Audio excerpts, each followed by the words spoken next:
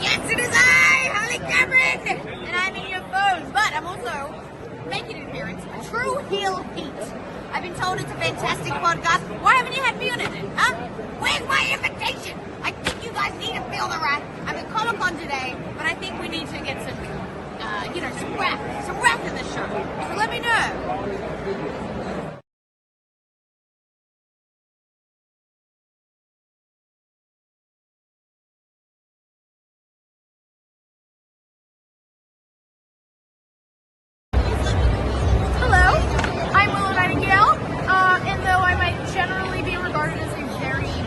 Upbeat person, you're watching Tru Heel Heat.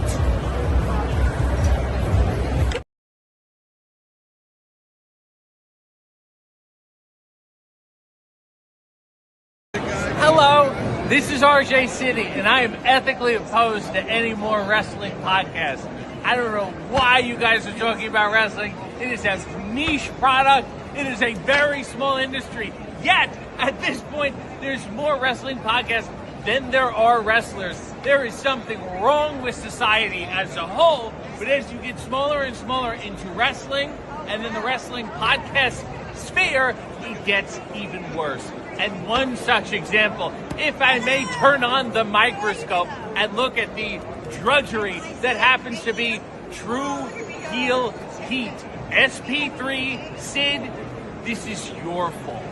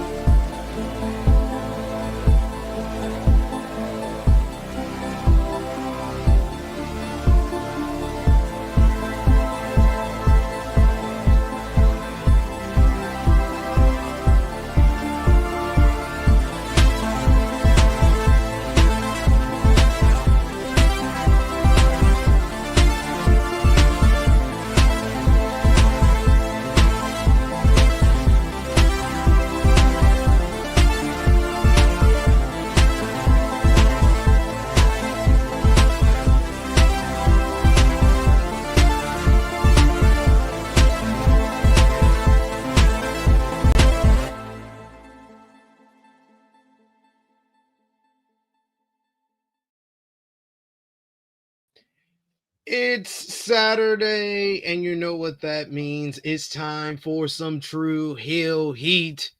It is Saturday, October 18, 2025. It is an AEW pay-per-view weekend. AEW WrestleDream going live tonight.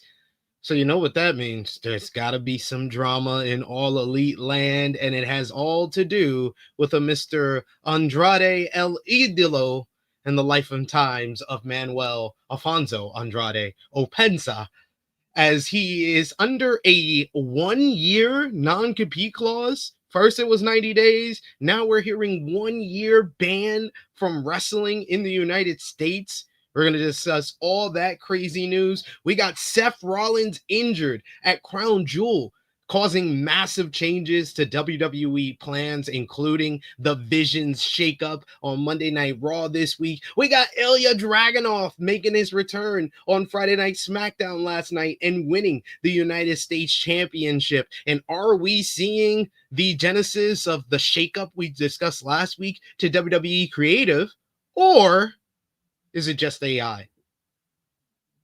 Probably just AI. This is the Tru Heel Heat flagship podcast. Let's hit the intro.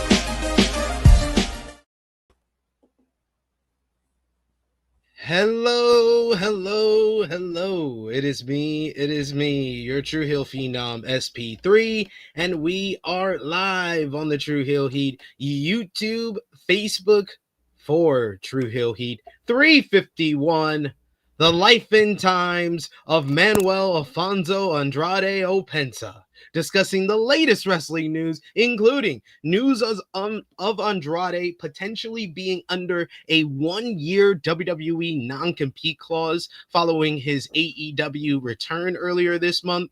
Seth Rollins' injury from Crown Jewel leads to massive changes to WWE plans. Chris Jericho given another hint of his AEW exit and WWE return. A recap of this week in wrestling with AEW Dynamite and Collision ahead of tonight's WrestleDream with a very captivating Jon Moxley and Darby Allin prison booth face-to-face. ROH TV, you had NJPW King of Pro Wrestling this past Monday with Konosuke Takeshita winning the IWGP World Heavyweight title from Zack Sabre Jr. in an epic main event. CMLL Viernes Espectacular last night had Mercedes Moné returning to Arena Mexico to put on a banger with Persephone. WWE SmackDown last night featuring Ilja Dragunov's return and winning the United States Championship against Sami Zayn. Raw on Netflix featuring Bron Breakker turning on Seth Rollins with Bronson Reed and Paul Heyman. NXT with Tatum Paxley becoming the #1 contender for the NXT Women's Championship for Halloween Havoc. You had Evolve with Kendall Gray capturing the WWE Evolve Women's Championship in a great match with Kelly Armstrong. And TNA Bound for Glory with Mike Santana finally winning the big one against Trick Williams. And final predictions for tonight's AEW WrestleDream. Plus, you know what time it is. We got some TikTok time for today and a new game for us to play. But, of course, to do all of that, we got the gang back. Our usual trio is back with us, back from his excursion and Comic-Con weekend, 4 days straight. He is the one and only, the True Draw himself. Josh, how are you feeling? Oh, he's muted. You're muted. I was like, is it like a delay or is he right? Oh shit. No, I didn't even realize I was muted. No, I'm saying I'm doing good. Yeah, had a crazy weekend last weekend, Comic-Con. I attended all 4 days. Really fun. It's probably the worst I felt physically. What? Yeah, okay. It was probably the worst I felt physically, but by that Sunday, I actually was good, which was kind of just weird. I was like, what was that about? But here I am. Hey. We're glad you're here. We're glad you're here, sir. We also got with us another person who was at Comic-Con weekend, not as many days because she was with us last Sunday on the Tru Heel Heat flagship podcast. One of our better episodes for the Tru Heel Heat flagship podcast with the OG trio. It is the one and only, the princess of all the Tru Heels, Miss Krssi Luv. How are you feeling? Good morning, everyone. Good evening. Good afternoon. Good night. Yeah, I went Thursday and it was great and I was exhausted. I don't know how you did it for 4 days, friend. But kudos to everyone. I seen online as it got in the days on, it got more people and better like cosplay costumes. I guess you have to wait till the weekend to see more like characters and things like that. Especially for me, like I wanted to see like all the wrestling ones. I didn't care about everybody else, but it was great. I loved it. I had a great time. My kids had a blast. So yeah, I guess I will probably have to go back next year. There you go. and spend up all my money that they spend up all my money. So yeah, that tends to happen with kids in general, no matter where you go. But yes, Power Ranger, he wanted like $80 for. I was like, you really want to see this again? He's like, yeah. I was like, okay, sure. Whatever. At least they're not in to Labubu. Oh my God, those little ugly troll things. It's funny. A lot of like the pop culture stuff nowadays, I'm not hip to it because I don't go outside. I stay inside. I do this a lot and write a lot for my work. So I don't have to go outside a lot. So a lot of the stuff that I learned is from South Park. I learned about Labubu from South Park. I learned it is. Yep. He's got a Labubu. Oh my God. Do you have the extra special Labubu you could do a demonic plague with? No, just this one. What do you mean? What? What are you talking about? You didn't see the episode of South Park? Okay, I don't. maybe Yeah, it's I just mean, me. sorry. Yeah. Um, Okay, got it. Now and that's then the and then I just learned about the 6 or 7 thing that's now a thing. I don't even get it, but yeah, I that I learned that don't. from Now South that Park. I'm old. I don't know nothing about that stuff. Yeah, I Extra still don't kids. get it. You've don't seen get it though, right? You've seen it though. Yeah, I right? mean, I just don't get it. And then when people been asking, what does it even mean? And nobody can even give a real answer. So I think it's just that's just fucking stupid. What are we gonna do? What are we gonna do? But yes, we got a lot to discuss from the show, but we appreciate y'all for joining us live. We appreciate y'all if you're watching us on demand. Remember to show your appreciation back. The simplest way possible is by dropping a thumbs up on this video. You can share this video with all your wrestling fans, friends, and family on all your favorite social media platforms. If you are new to the Tru Heel Heat YouTube channel, hit that subscribe button, hit the bell to stay notified for all the great content here. If you're watching us on demand, you could sound off in the live chat. If you're listening to us on any of the podcast platforms, you can like it, you can subscribe so you can always get notified for any of our latest drop. Every flagship podcast episode is available on all your audio podcast platforms. So great way to listen to us when you're on the go. And of course, if you're with us live, you could sound off in the live chat. We love to interact with all of you, hear your thoughts on this week in pro wrestling. And of course, if you're feeling generous, you want to give back to what we do here, you want to make sure your comment is highlighted on screen and help the Tru Heel Heat YouTube channel grow, you can send a super chat donation. Any dollar amount matters. It goes back to the contributors that you see on screen with us here. It goes a long way to help us move forward with the channel and continue to do the flagship podcast every single Saturday live with you, or Sunday sometimes, because WWE in their schedule. We are here every weekend with the flagship podcast because of your support. So thank you so much. We got Eric Isaac in the chat who says, hey, THH fam, lots of shocking twists and turns and injuries in the world of wrestling this week. Yeah, there was a lot of like big news points. I mean, the Andrade one being the biggest, so that is why it is the lead topic. But the Seth Rollins injury earlier this week was huge, and it's still a big thing that's going to have ramifications for WWE moving forward. Jericho with the lineup for the cruise, and a lot of the stuff that's come out about him seems to more and more point to an AEW exit and a WWE return. So a lot of big news, a lot of big title changes with Takeshita, IWGP champion, Mike Santana, TNA world champion. You got even Kendall Gray winning an Evolve championship and stuff. And WWE overall having a better week in quality. And overall, quality-wise, it was a good week in wrestling from all the companies. But I thought WWE could, in comparison to their 2025, they had a better week this week. We got also in the chat here, we got Bell, who says the Andrade story was the most confusing thing this week, next to all of TikTok. Now shipping Roderick Heffley from Diary of a Wimpy Kid with Regina George from Mean Girls. Okay. Oh. I only understand one of those references. We also got Greg Carter II, who says, good morning, everyone. Free the homie Andrade. Free Andrade. We out here, we saying free Andrade, y'all. We got Nikki Boy, Negro Buck Nick Jackson saying awesome Harley Cameron in the intro. I told our producer before we went live, I was like, the Harley and the RJ ones are definitely all-timers. They're all-timers, drops. So well done by our producer. He also says, Willow too. Yes. We got a super chat donation from our good brother Vala. Thank you so much, Vala, for the support. He says the Andrade story suddenly stopped being funny to me. Can't comment on the legality. Get StatKing on a stat guy on the show, StatKing on the show. Ethically, it's called a bitch move. I mean, We can hit up StatKing, see if he's available. I don't know if you want to do it, Josh. You can hit up StatKing, see if he wants to jump on because he's been talking to us. He's been more active in our Tru Heel Heat chat this week, talking about this whole thing because he loves the legalities of professional wrestling. Yeah. So he's having a field day.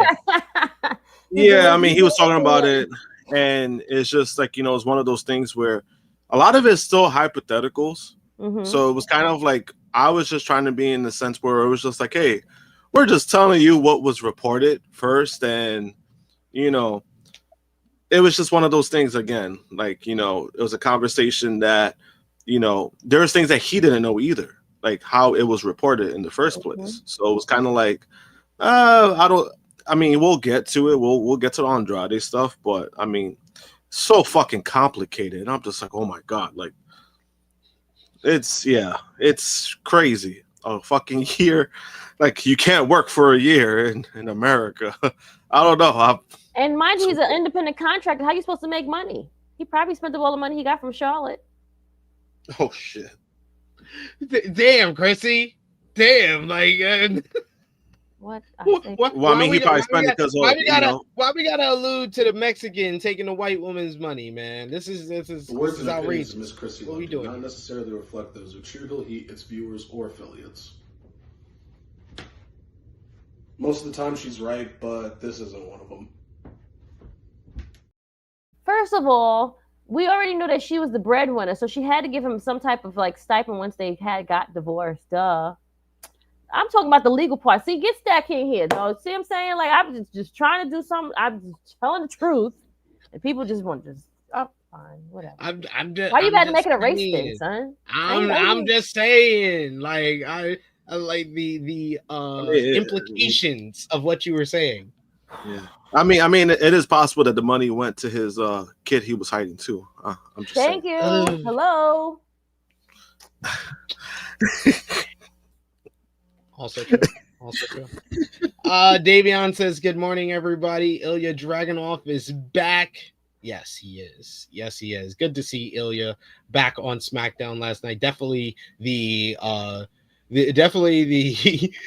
freaking the one of the better returns that they've had to WWE and the highlight of last night's SmackDown.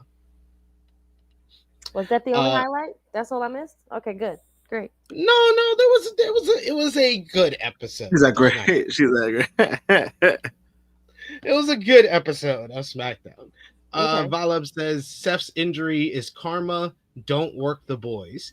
This is why I told Romeo on Tuesday when he was saying that he was like upset about the Seth Rollins injury or felt bad for Seth Rollins due to the injury. You had top guy JJ who was like, "Oh, I don't feel bad for him at all. Like he did that whole fake injury thing." And I was more in the middle.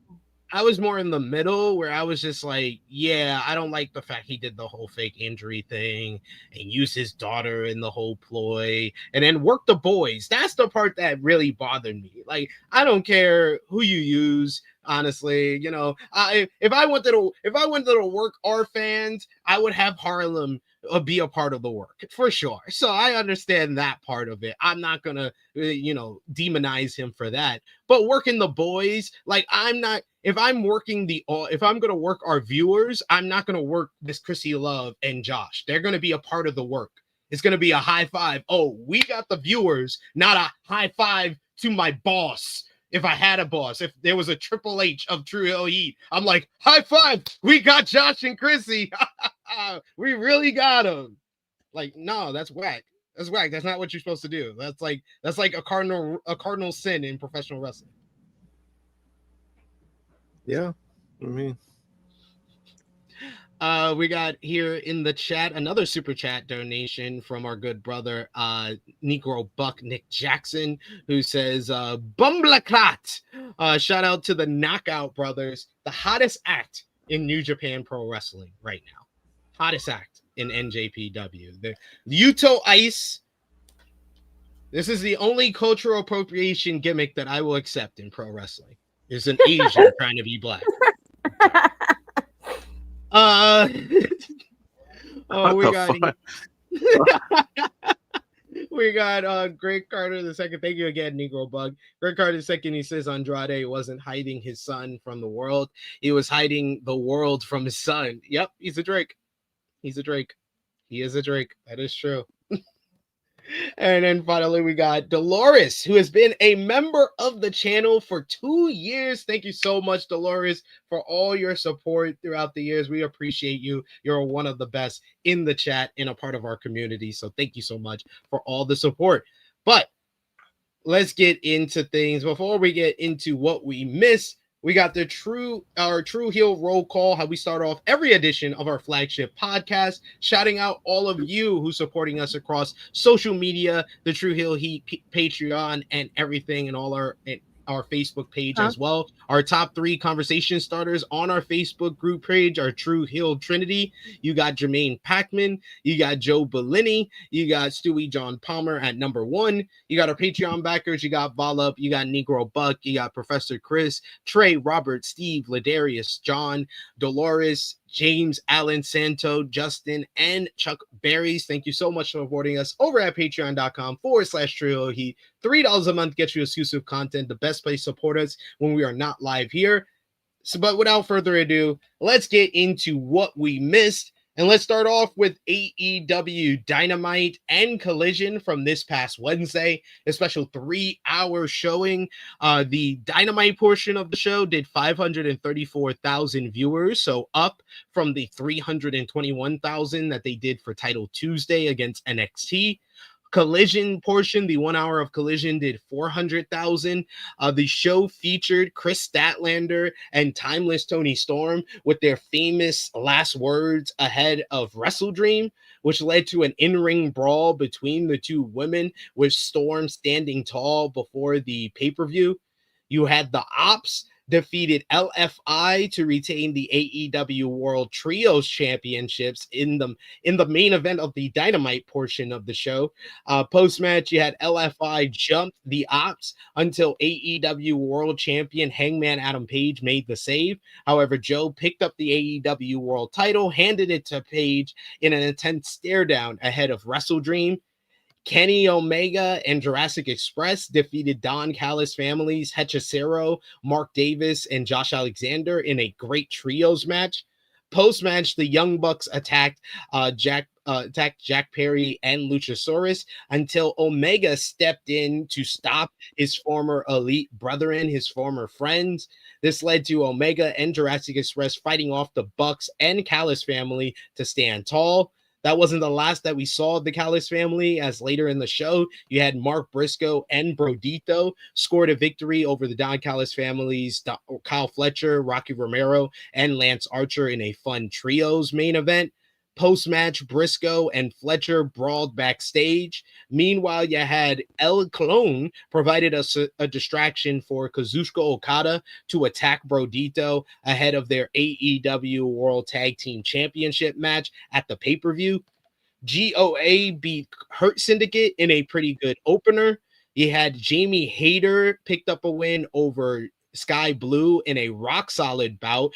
Very good effort by Sky Blue in this one. You had post-match Tekla. She cut a promo promising to get toxic to the core against Hater at WrestleDream. Finally, we had the biggest portion. Well, first you had Megan Bayne picked up a win over Harley Cameron in a decent bout on the Collision portion of the show, following a promo with Megan Bayne and FTR that was interrupted by Jet Speed Babes. But the big portion of the show was, of course, Jon Moxley and Darby Allin's final build to their I Quit match at WrestleDream, where we got one of the most compelling AEW segments of the year, when Jon Moxley and Darby Allin had their special face-to-face inside of a prison visitation booth, with both men cutting brilliant promos detailing their rivalry and journey to the I Quit match at WrestleDream. This ended with Pac attacking Allin from behind and bloodying him in the booth, leaving him laying. This led to later in the show where we got a lot more from the Death Riders. You had Claudio Castagnoli picked up a win over Roderick Strong in a pretty good matchup. Later, then on the Collision portion of the show, you had Daniel Garcia and Wheeler Yuta of the Death Riders defeated the conglomerations Kyle O'Reilly and Orange Cassidy in a solid tag team bout. Post-match, the Death Riders jumped O'Reilly and Cassidy until Tomohiro Ishii and Roderick Strong came out, but the numbers got the better of them. This led to Darby Allin coming out still bloody from the prison beatdown, walked through every member of the Death Riders and who attacked him, each and every one of them, but he just kept crawling, kept making his way towards Moxley. He showed Moxley the AEW flag that he put at the top of Mount Everest, and that he brought up in the face-to-face to show him what he was fighting for and to show him what will probably be his demise at WrestleDream, as Allen promised to choke him out with the flag and make him say, "I quit." And then he told Moxley that it is never too late to say, "I quit," before Moxley dropped him with the Death Rider right on top of the flag to leave him laying. Miss Krssi Luv, what did you think of Dynamite in Collision this week? I thought that this was not the best go-home show. I thought it was pretty weak for a Dynamite go-home show. I thought that Moxley and Darby, they had the best final build. Like that prison segment was phenomenal. It was. There was like stuff missing from the show. We didn't have as many good to great matches. Wasn't as many good to great promos. I thought they were really lacking on the Hangman and Joe final build, most specifically there. But what did you think? I enjoyed the show, but it probably did with the Andrade of it all. That's probably why, you know, things got kind of like shuffled and like kind of got backed, and like people were just like not thinking of like the go home show and like preparing or whatever, because they've been like in the news and thinking about other things. But I enjoyed the Darby and Moxley. I thought we were going to be finished with these things. They just keep finding ways to just keep building and keep having battles. So it's like, you know, one of those like epic like battles of like good and versus evil or whatever. You know, you just keep getting different type of like scenarios. And the prison, I was like, who thought about going to a prison cell? Like that's genius. You know what I'm saying? Like, I thought the Chris Statlander and Tony Storm was good too. But there were some good matches, but you know, I guess it for the 2 hours it lagged, and like, you know, little bits of pieces is like here and there. So I get what you're saying, where you're coming from. And it is tonight, right? Yeah, WrestleDream's tonight. Okay. So no. Yeah, and this is not the first time I've heard this week. There's a lot of people that's asked me like, WrestleDream's this weekend. Yeah, like, they're surprised. Yeah, because I haven't thought that the build has been that strong for wrestling. But usually, when you know what that AEW means, they're gonna give us a decent show. So. Yeah, Like, the card will deliver for sure. Yes. But I feel like the creative. I said it this week on every show I've been on, and I'll say it again. Ever since Dynamite and Collision happened, I was like, it feels like we're in the NFL lull. It feels like Tony is distracted. The Jacksonville Jaguars are actually playing well this season. Yeah. He wears a lot of hats. He's basically the GM for the team. He's busy. He's distracted. Yeah. But we shouldn't be the victims of that. No, we shouldn't. We shouldn't be paying for that. That you have distraction. You should have other people to rely on, whether it's there or over here, that can hold it down and maintain control and show some creativity and some interesting ideas on the show. That is absolutely correct. You should have this is why you should have a team and not just have like all your hands in every basket, because sometimes you can't be present for everything. So, I mean, yeah, I get it. Like, and I didn't even know he was the GM. I just thought he was like, you know, one of the owners. I didn't know he was actually like GM of like the. He's like lead of analytics, but he works so closely with the GM, and he's his son. Yeah, so he runs like the analytics team, and he's the head of finances for the. How do you do this? Where do you go to sleep? Like, what do you like? And you're traveling with AEW weekly. You probably then that jet money is probably that fuel. It's going crazy out here, right? Jet setting. Josh, what did you think about Dynamite and Collision this week? I thought the shows were okay. I do agree that it wasn't their strongest go home show. Just because like I felt like the strongest part was obviously Darby and Moxley stuff. I thought they did a great job building that up. But everything else just kind of felt like, all right, we already know we're gonna have this matchup going in. But it really didn't really build up or like heat up, I would say. Like I like the fact that, Hangman and someone with Joe, they're they're facing off at tonight. But like I thought, when it comes to their build up, I thought they did some nice things, but this episode I just felt like, maybe a brawl should have happened. I don't know. Maybe they should put their hands on each other. I don't know. But definitely just felt like, I think that's just the way of trying to keep Joe babyface. But it did feel like it was lacking when it comes to that. And then, everything else just felt fine. Nothing, nothing great, nothing fantastic. But, that's why I'm not really worried about the pay-per-view. I mean, I think the pay-per-view is going to deliver no matter what. So, look forward to tonight at least. But I do feel like the strongest parts were Darby and Mox by far. Yeah, most definitely. Most definitely. That prison segment, like I said, was one of the most captivating segments AEW has done this year. I like the Chris Statlander and Tony Storm. I just thought it could have been stronger if everything was done in front of the fans instead of if you're already doing one long pre-tape that the fans have to like look at a screen for. It doesn't create that atmosphere. And the fact that AEW should always start with something in the ring. I don't care if it's a promo or the wrestling. Most of all, it should start with wrestling, but it should start with something in the ring. There was too much that you had to look at the screen, and it just didn't have the atmosphere with that crowd. We got here Michael Allen Lewis, who has some criticism about that segment, saying Statlander sounded like she was reading from a comic book in that promo. Oh man, Michael, damn, shit. Okay, well,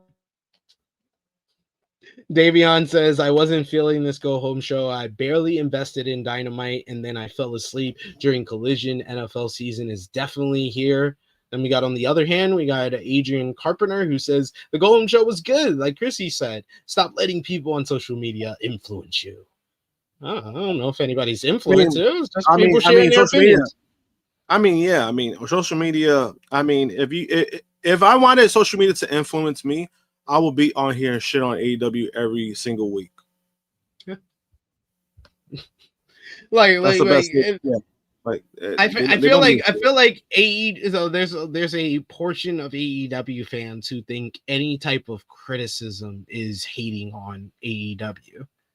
AEW, like, generally, I know, like, Krssi and Josh and even myself, we like AEW, but it's not perfect. Let's not acting like it's perfect. Like every wrestling promotion is going to be liable and deserving of criticism.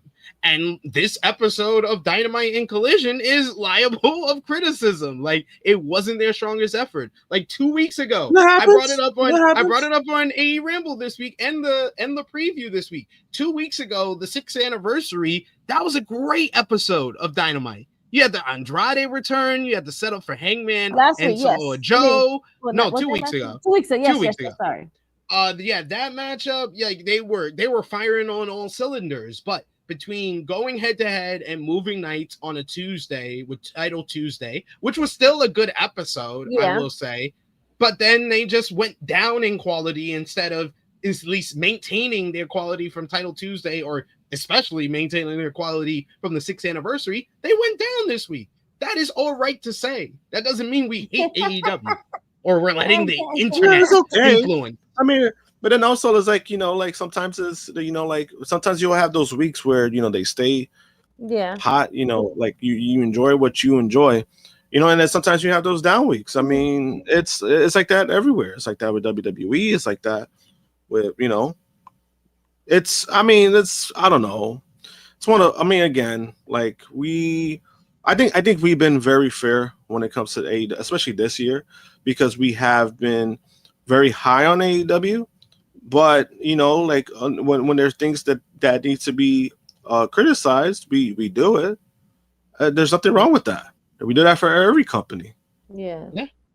That's what Michael Allen Lewis said it best. He said, "Real friends criticize their product. When needed, you should want the best." It's like basically like a sports team as well. Like the Lakers, if the Lakers ain't on their shit, they need to make a move. I'm gonna criticize the Los Angeles Lakers, and I love the Los Angeles Lakers. I can never hate the Los Angeles Lakers, but I will criticize them if they're making the wrong move or they need to make a move. Yeah. But let's talk about the big news of the week. Why don't we?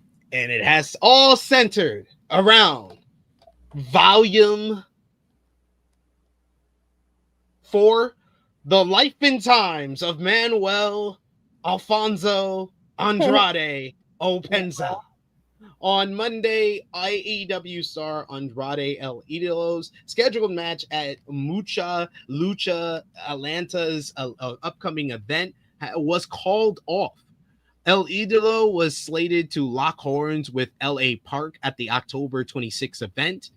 On Monday, an ex-user going by the name of Foos revealed that Andrade will not be competing at the show, and the bout has been replaced with Masquerade Sangrada in Demus versus Demus, No reason has been given for the cancellation. Here's what the ex-user wrote. Andrade will no longer be appearing on the show. No reason given. Will placed by Masquerade Sangrada and Demus. Then on Thursday, Figure 4 Online had an update on the status on Andrade El Idolo, who has been absent from AEW's TV since his return on the October 1st 6th anniversary edition of Dynamite several weeks ago.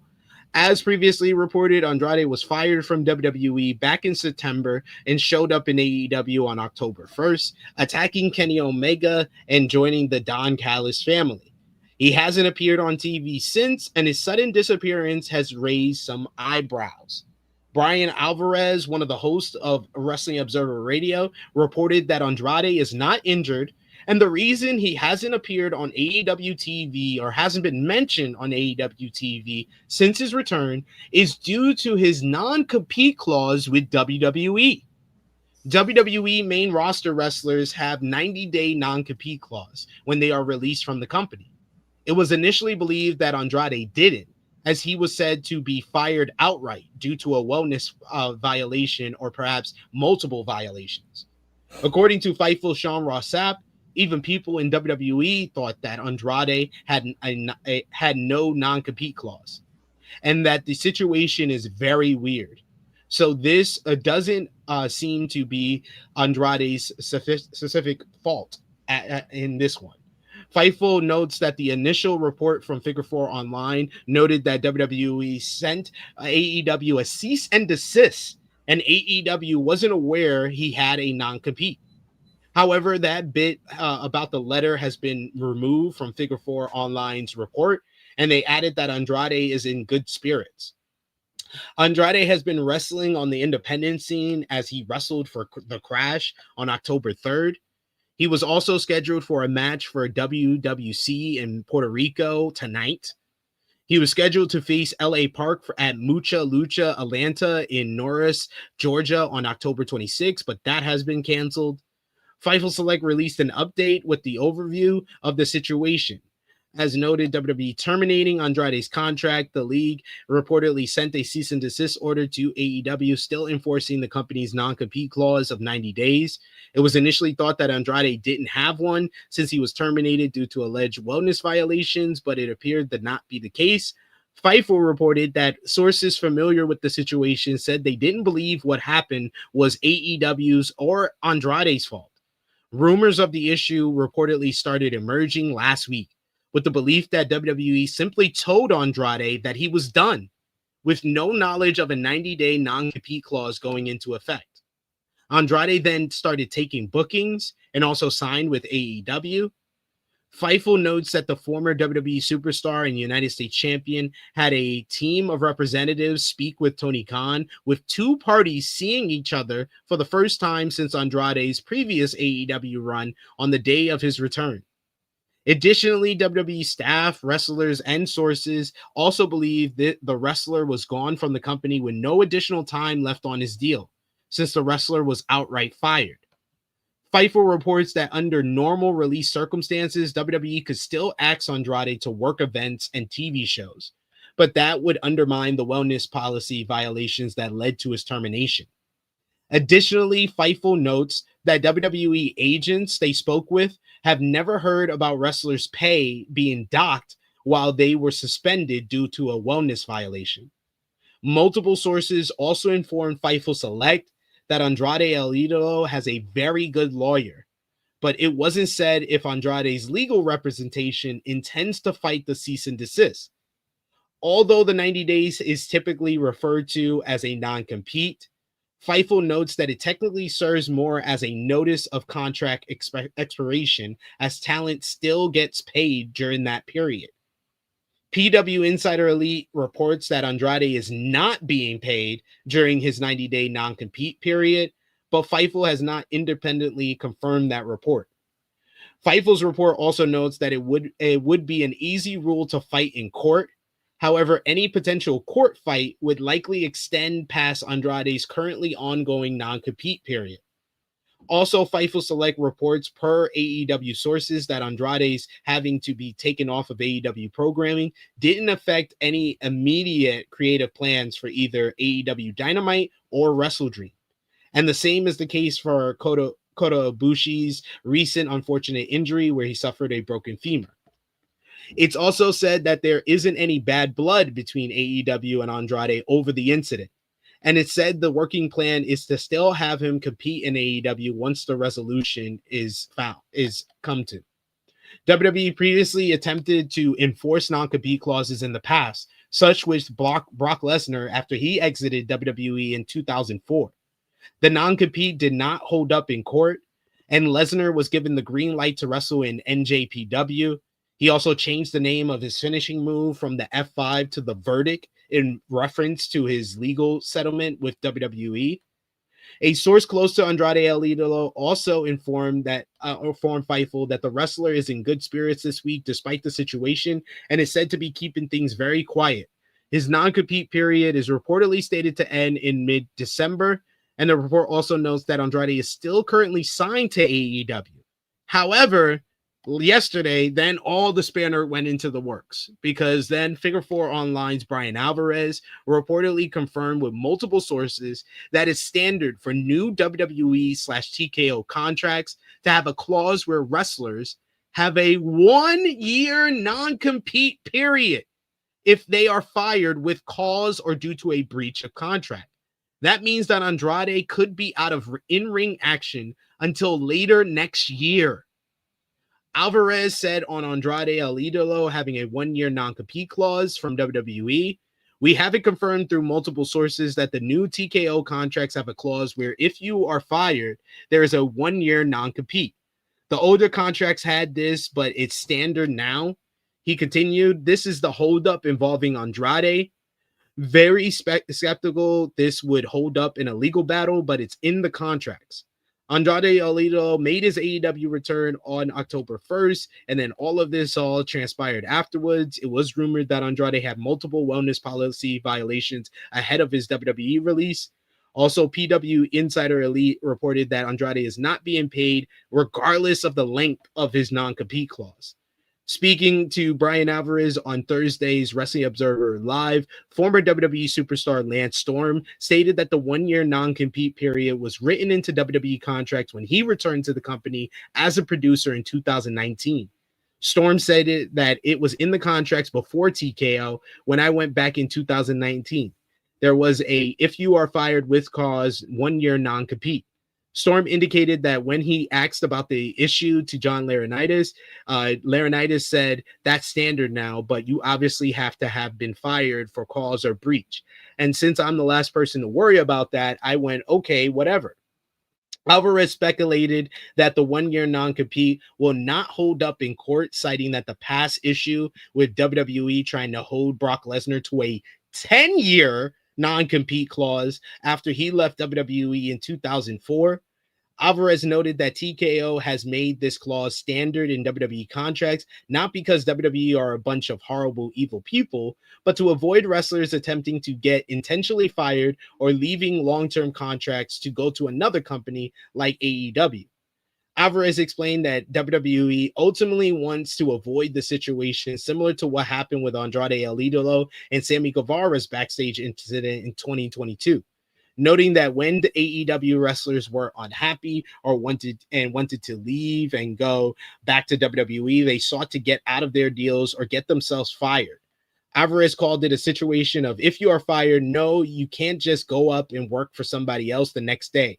You agreed to be here for X amount of time, and that's the situation. Additionally, Alvarez noted that the for WWE to uphold the clause, they have to fire someone with clause, meaning that the wrestler or talent has to be the cause of the termination. For example, if they were to fire a wrestler simply because they don't want to be in WWE anymore, that wrestler would be allowed to go wherever they want. It's currently unknown if AEW has similar clauses in their contracts. Former AEW star CM Punk famously had his wrestler and employee contract terminated by AEW in September 2023, and then he returned to WWE on November 25th, 2023. Punk later told Ariel Helwani on his show last year that he never had a non-compete clause. Then on Friday, the Wrestling Observer newsletter recapped this whole situation, saying that it notes that based on the wording of a standard WWE contract through TKO, Andrade will not be able to work in pro wrestling, sports entertainment, or MMA groups not owned or affiliated by TKO in the United States for 1 year after the termination date. This means that he may be able to work dates outside of the U.S. Andrade competed for Crash Lucha Libre and won their heavyweight title from DMT Azula. He is no longer advertised for Mucha Lucha in Atlanta, and he is still on the card for the Puerto Rico show tonight. AEW dropped all mentions of Andrade and his attack on Kenny Omega from a few weeks ago, and the Wrestling Observer newsletter reports that the company told announcers not to mention his name or bring up the angle. The Wrestling Observer newsletter notes in terms of background context that WWE enforced a similar clause against Alberto El Patron when he was fired for slapping Cody Barberi. El Patron sued WWE and they reached an agreement where he was allowed to return once the heat died down and that he would work where he wanted to. So to get some legal information, to get some legal knowledge about this situation that I know nothing about, it is the one and only lawyer on the team, the man of 1,001 numbers. StatKing is here. How are you doing? Hey, good morning. Guys? What's going on? How are you? Good. How are you guys? Chilling. Well, good to see you. Love to have you here to give us all of the, you're the lawyer of the group, so you got to tell us what's happening. So, like, the first thing people got to remember is two things. Like, they got to separate whether or not this is something nice to do versus whether or not it's something legal to do, right? Because like a lot of people want to be able to, like, whether it's AEW or WWE, any company really, they want to be able to dump on that company or dump on the creative and the ownership. In the case of WWE, they make it pretty easy to do that to themselves. But in this situation, the question is, like, is it the right thing to do versus is it legal? So really we're talking about, like, is it legal? Now, Dave's correct to a point where he's saying, like, it could be challenged in court and they could be successful. The question there is going to be whether or not the contract terms are something called conscionable. And what conscionable in essence means is just, is it similarly to what we were saying about legal versus right? Like, is it right to do that to somebody? And also the idea is, was this person fully knowledgeable about what it was that they were signing up for? So the idea of a non-compete, like a non-compete is legal under certain terms. So you have to be able to, like, you can take a non-compete to court and certain non-competes will be considered legal. Certain non-competes will be considered not legal. The question is going to be a couple things. One is going to be what law governs the contract. And you guys hear me say this like all the time. I keep going back to it. Just depends on what's in the contract. It depends on what's in the contract versus somebody else's, and it depends on what's the law that governs it. Because people don't always realize that, like, certain jurisdictions have different laws or different definitions for what is allowed versus what is not allowed. Like, for example, criminal law is going to be different in where you guys are in New York versus where I am in Illinois, right? So there's going to be a body of law for whatever state or whatever jurisdiction controls that contract. And that would be what Andrade or his lawyer would have to use to try to fight this non-compete if they wanted to do it, if they wanted to fight the non-compete. Now, certain non-competes, like usually what you'll see is there will be a certain length of time, and the length of time itself will speak to the unconscionability. So similarly to what you were pointing out, Sid, about like the idea that WWE was trying to hold Brock to 10 years, like that would have been unconscionable. Like there's no way that would have held up in court. But something like 6 months, 1 year, 2 years, depending on the industry, it can be considered fine. Because a lot of what people do is, if it's like a tech industry, sometimes a 1 year is okay, sometimes a 2 years is okay, 6 months. It depends on what the industry is. Now, it also depends on the limitations, right? So like we see here in the Andrade situation, the limitations are he cannot do it inside the United States. So a judge or the case law of that jurisdiction might say, well, they're not really forbidding him from doing it anywhere. It's just in the United States. And a lot of that goes back to what the industry is. So like because you see non-competes a lot of times in industries or jobs that involves sales, because they don't want you to be able to go to a company, like let's just, for analogy, like let's just say next door, and then in essence take all the clients with you. Like you just call them up and go, hey, I'm no longer with XYZ company, I'm now with ABC. And they're like, oh, well, I mean, we like you. We don't really give a shit about XYZ. We care more about you, the person. So we'll come over. So like there's a geographic radius as well that's relevant.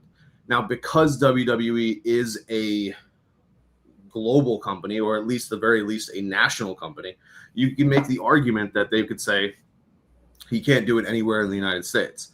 So that would also come into play about whether or not it's conscionable or not.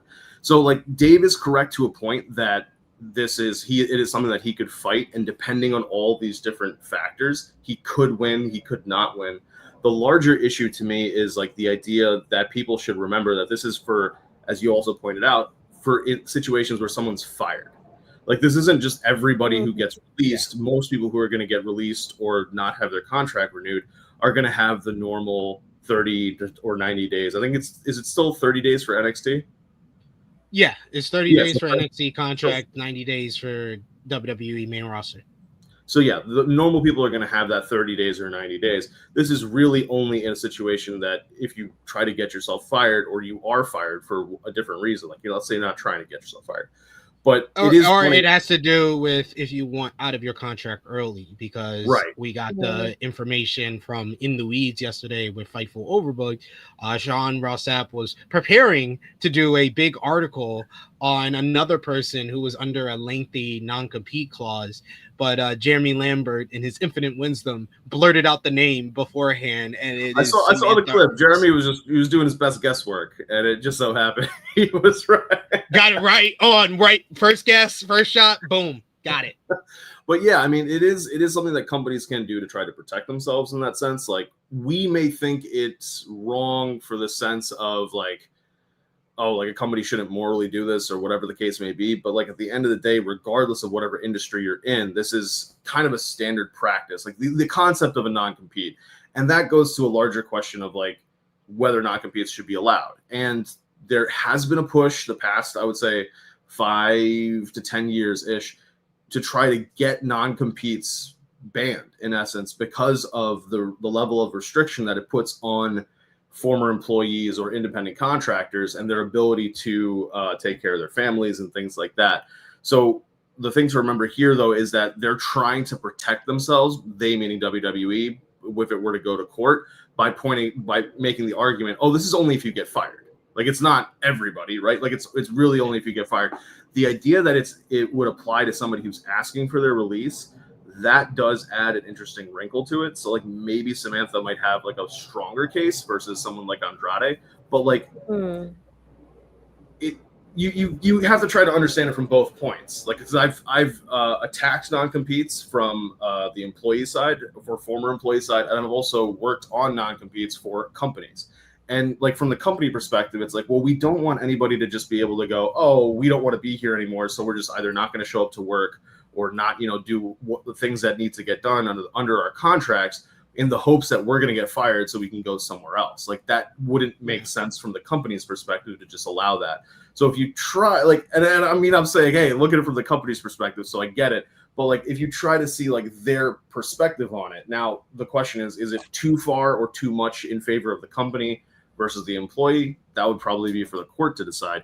But if I was Andrade, I would probably be like, yeah, let's fight it. Because whether it was a 90-day non-compete and you only had 90 days to try to win the court case, or in this situation now it's a year and you have a year to try to win the court case, if you think you're going to win the court case, not only will you get damages, but your lawyer fees will get paid for. So like, if you have the money to put up front, then, like similarly to when WWE was in essence suing CM Punk through that doctor for the comments on the podcast, it could be a situation where if Tony wanted to, I'm not saying he should or shouldn't or will or won't, but if he wanted to, because he has far more monetary resources than someone like Andrade, he has the ability to kind of pay for that that lawsuit until they reach such a point that either they settle out of court, or if it's a strong enough case, Andrade wins.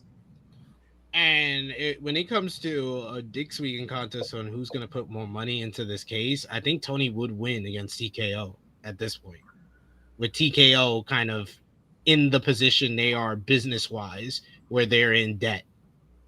I don't think so. I don't think so. You don't think so? No, because you have to remember, if Andrade were to prove that this contract is unconscionable, it would mean all the TKO contracts are unconscionable. Because all the contracts are going to be written in the same boilerplate way. Like, say, for example, it's, state of Illinois law governs. All the contracts are going to say state of Illinois law governs. Therefore, if he was able to prove it was unconscionable or wrong under the state of Illinois law, anybody else would be able to do that too. Like, and they would just be able to go, hey, do you remember that Andrade case that was decided here 6 months ago or however long ago? You remember what the judge held there? That's binding law. Judge, well, so that's why I'm saying that I think Tony would put the more money to keep it going, whereas TKO would just want to settle. They would just want to settle that, because that's opening up a whole can of worms in regards to their contract and the wording of their contract, where they've already had issues with UFC contract since they came on board. Right. And so the thing is, the idea is they would try to throw money at it to settle, but as long as he doesn't want to settle, they're going to keep fighting, and they're going to keep fighting. Like, TKO will fight it until it goes to a judge's decision. If they don't want to settle, they're definitely going to, because they don't want to settle everything. WWE and TKO settle everything. They don't want to go to court with anything. They don't want to pay nobody. No.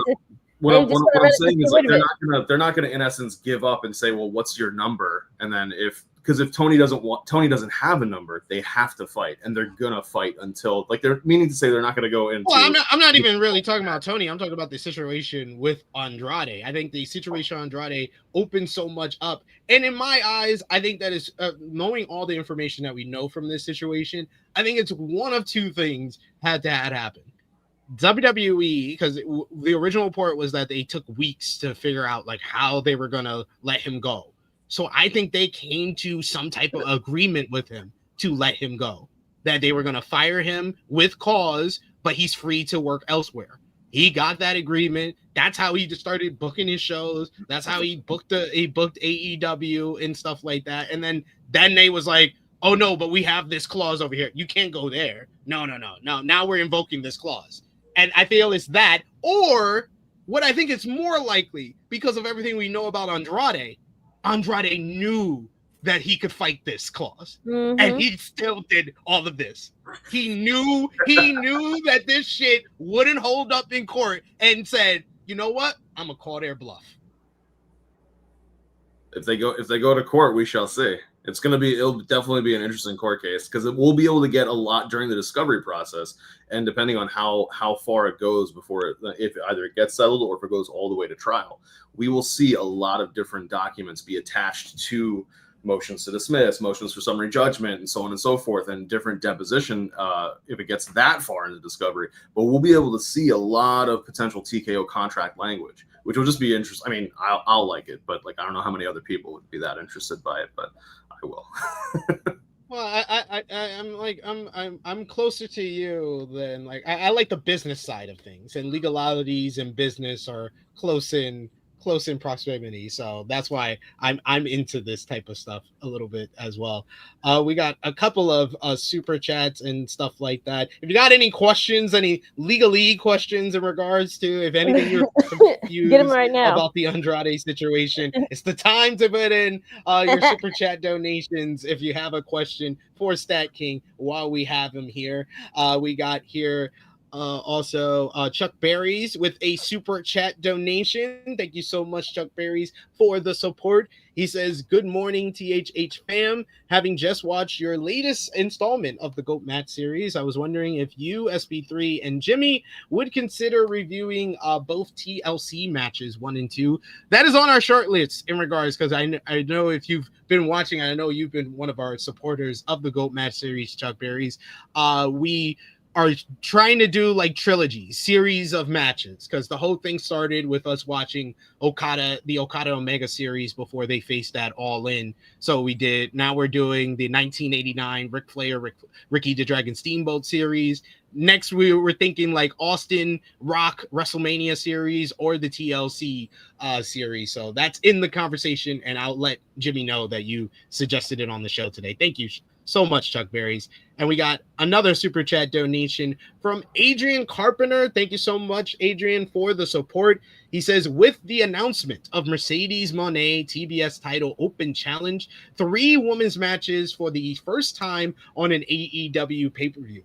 I feel like this always happens on AEW pay-per-view weeks. This type of news with the whole Andrade thing, where you don't hear the positives like that. Like, that is a big deal. They have 4 women's matches on the card. Like, there's 1 on the pre-show and 3 on the main card. That's unprecedented for AEW, but you're not going to hear about that heading into the show. You're going to hear about Andrade. Yeah, that it's always something to take the shine. Well, at least try to take the shine away from, all of the like other things that's, supposed to happen. So it's always something, there's always a monkey wrench that's trying to throw in and try to like take away the shine of the, and the girls are going to shine regardless. So, they'll prove them people wrong.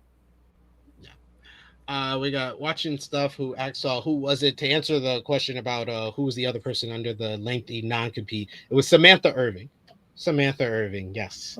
She is under apparently a lengthy non-compete because she got let out of her contract early. So that's why she can't do nothing for like a whole year and some change, right? That's why I don't know how long her non-compete is, but yeah, it is it's a lengthy non-compete. That's all I know. Because they know who Samantha Irving was. That's why, they had to like Yeah, because there was, when she first left, like the idea that people were kind of not confused, but wondering if she would go to AEW. Yeah, because she has talked about AEW. She's asked about it because Ricochet's there and stuff. And I think there's money on the table because she said one of the reasons she left WWE because she wanted to do more. She wanted to be like a manager or a non-wrestler in some way and not just a ring announcer. There's money on the table with her being the manager for Ricochet. That would make him so much more of a hateable heel. GLD? But also, I think, hey. But then also, like, people are like in her position. You usually get like longer lengths too, because remember it happened to Renee when Renee was gone from WWE. She couldn't work anywhere else for like over a year. Like it took her a while to get to AEW, and that was because of the length of her non-compete. Yeah, she was another one. I don't understand doing it for like the non-wrestlers. Right. Like, why do you kind of weird. Then AEW had it for William Regal because William Regal was like go early, but then remember he couldn't be on TV for a year. Like he could work with the company, but he couldn't be on-screen character for a year. Well, it wasn't a year. It was like a couple of months. It was until the next year because he left in November of 2022, and then he was able to go to WWE in January of 2023. Yeah. We got Watching Stuff who says, given TKO and WWE ownership of AAA, wouldn't that show that TKO has unreasonable control over possible employment even in international regions? StatKing. I mean, I don't know. I don't think so because like the non-compete saying the United States. Now whether AAA outside of that would hire him, I mean, obviously they wouldn't because it's ultimately the same company. And I don't think Andrade himself would want to go to AAA because it's the same company. But I don't think it necessarily shows they have unreasonable control over employment in international regions because there are other companies. As long as they can realistically point to other companies that have serious presence, especially down in Mexico, like there are enough promotions, as particularly CMLL, then it would be a little bit harder to pull something like that off. Like the strongest argument that somebody would be able to make that WWE has when it comes to the ability to employ people or to determine whether people are employed is the United States versus outside of the United States. We got Davion who says here, he says, I'm glad we have people like SRS and StatKing because I have no idea how contracts and all this stuff works. Well, that's what I go to school for. Went to school for. So what do you think? What do you think is going to happen next in this situation here? Andrade apparently has a good lawyer, but it is also the chance that if he does make this a legal lawsuit or sues in any way, it will go longer than what his possible non-compete could be. So what do you think he should do? I mean, I guess it just depends on what is his goal for pursuing the lawsuit, right? Because like if he thinks that he can perform in other companies and things like that and be fine from a financial perspective for the course of that year, then really in that sense, what's the point? Especially if he is signed, because that was the other thing I was thinking about, is that nothing about that non-compete stops him from signing to a company. Like if a company was willing to sign him and then just sit on his contract or whatever for a year and not have him do anything on television, there's like that would not break the non-compete. It's the idea. Yeah, because what the original report that came out this week said that he's still signed to AEW. Like honestly, I think that he should just do his due diligence and sit back and let this play out, because honestly, to me, this has just put the spotlight more on him. WWE's kind of helped out AEW. This made it like it's going to be a big deal whenever he shows up again on AEW. Right. And so like the idea there is that unless you really, from a personal standpoint, have a big beef with either non-competes, WWE or WWE and non-competes, what would be like the personal reason for trying to fight it, right? Because in the sense of, while we do need people, generally speaking, to be trailblazers for pushing different legal reforms through court cases, whether it's especially for employee rights or independent contractor rights, it also comes down to who is that person willing to make that personal sacrifice. So if this is the hill that Andrade quote unquote wants to die on or is willing to die on, then by all means go for it. But like I was saying, if he feels comfortable, like he's going to be fine financially, still getting paid by AEW, just not showing up to work, and with the other lucha promotions down in Mexico, then I mean, he's got to make that decision for himself. So I honestly don't know. Like to me, I think. I don't know if he really strikes me as that kind of a person who would want to be that trailblazer kind of guy, but I mean, I don't know him, so we'll see what happens. Hey, he is a trailblazer. The first ever WWE to AEW to WWE to AEW star in wrestling history. I mean, he just sounds like Ricky Henderson on the A's. Which came first, him or Eddie Kingston punching Sammy? Because he's a trailblazer there too, potentially. Oh, man. You making me go back. It had to be Eddie. It was Eddie first. Okay. Yeah, it was Eddie first. It was Eddie. That's how Andrade got the idea. It was like, I should fuck with him. Eddie kicked the door open, and And Andrade was right behind him. He's rallying right behind him right there. And Power Driver Finisher is saying literally make me root for Andrade. So I gotta ask you, StatKing, because you enjoy the legalese part of it and knowing everything and explaining stuff. But does this whole situation make you root for Andrade? From the perspective of somebody fighting against a corporation, sure. Yes. Yeah, Let the little guy win. I mean, no matter if he did something bad on his contract and didn't do what y'all said he was supposed to fucking do. Let him win. The funny part is like if he really is this diabolical, ingobernable mastermind. Like, can you imagine him like when he was taking the performance enhancing drugs? Like, this is gonna stick it to WWE. He's backstage at WWE and he's roaming over here. He saw Brock come back at SummerSlam. He's like, he sees Randy Orton every week. He's like, you're telling me this motherfuckers ain't on the juice? He's like, I'm just gonna follow. And Randy got popped a few times for that shit. Randy was popped a few times for that. Yeah, but now they don't test them. They don't test those guys. That's the only way they don't have wellness. They don't let us know about wellness policy violations unless they get fired.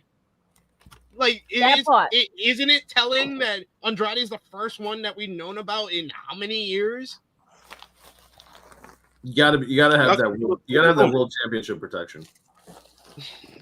Yep. Gotta have that main event. United States title run, NXT title run. That's not good enough. But yes, we always enjoy having you on the show, StatKing. Thank you so much for joining us. I think this Andrade situation will go on moving forward. So you might get another call in a future episode of the Flagship podcast. But let everybody know where they can follow you on social media and what you got going on Tru Heel Heat Sports and Entertainment, as you're the star over there, you and Chase. So let the people know.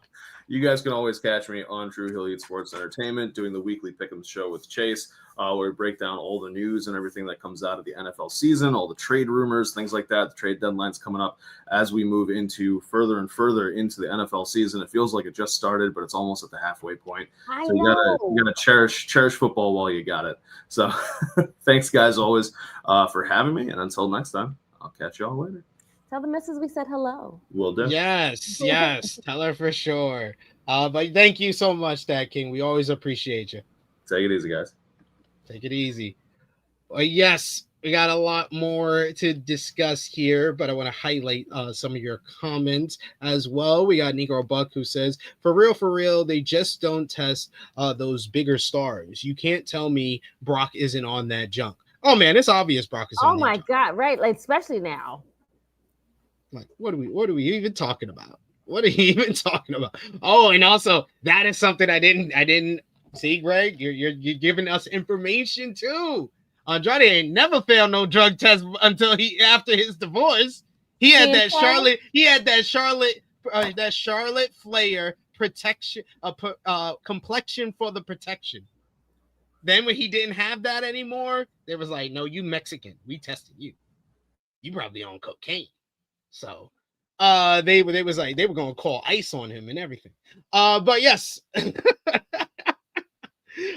got a bunch of people saying 100% in the chat. Power Driver Finisher. Keep coming with those comments. Keep coming with those super chat donations. I told you. Yeah, I said my comment was bad. See, that protection was all there. That Charlotte money. So what about you, Krssi Luv? Are you rooting for Andrade? I am. I want him to win. Shoot. Why not?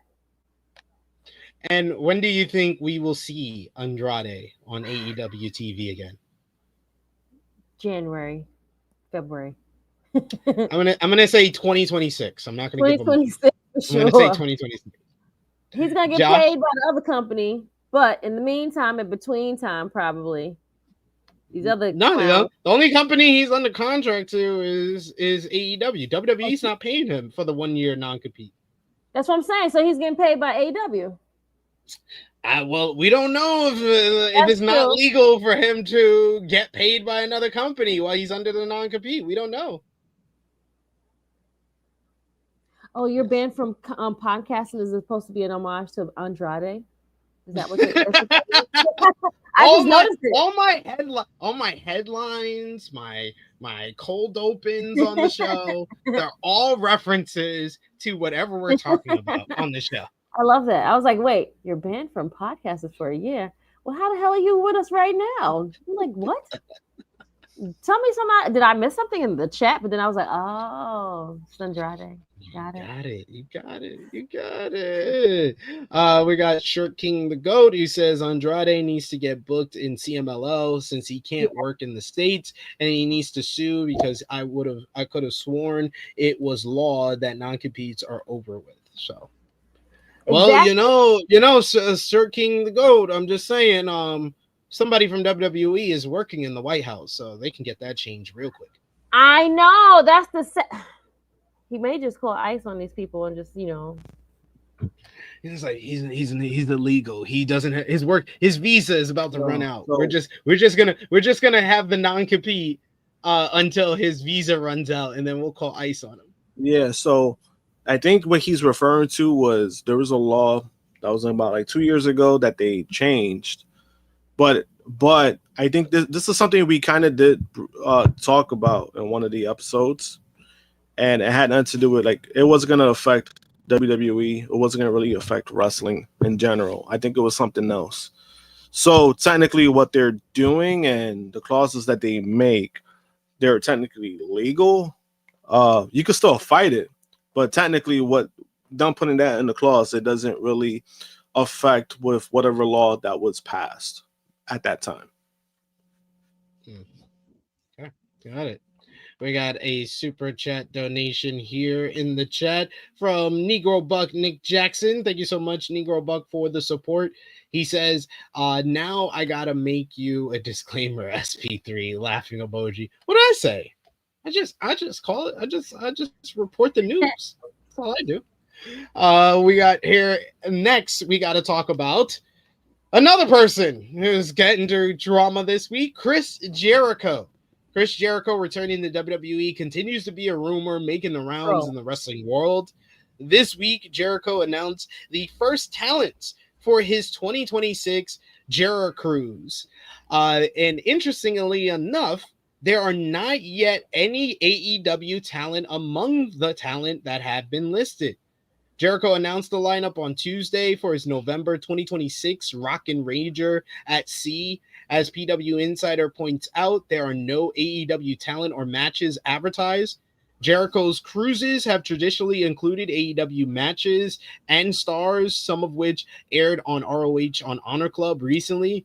There was speculation in August that Jericho may be considering a return to WWE once his contract with AEW expires at the end of the year. This obviously doesn't confirm that he is planning to leave All Elite Wrestling, but it has garnered a significant attention in the wake of Jericho saying he doesn't know what's next for him. Jericho hasn't appeared on AEW television since April.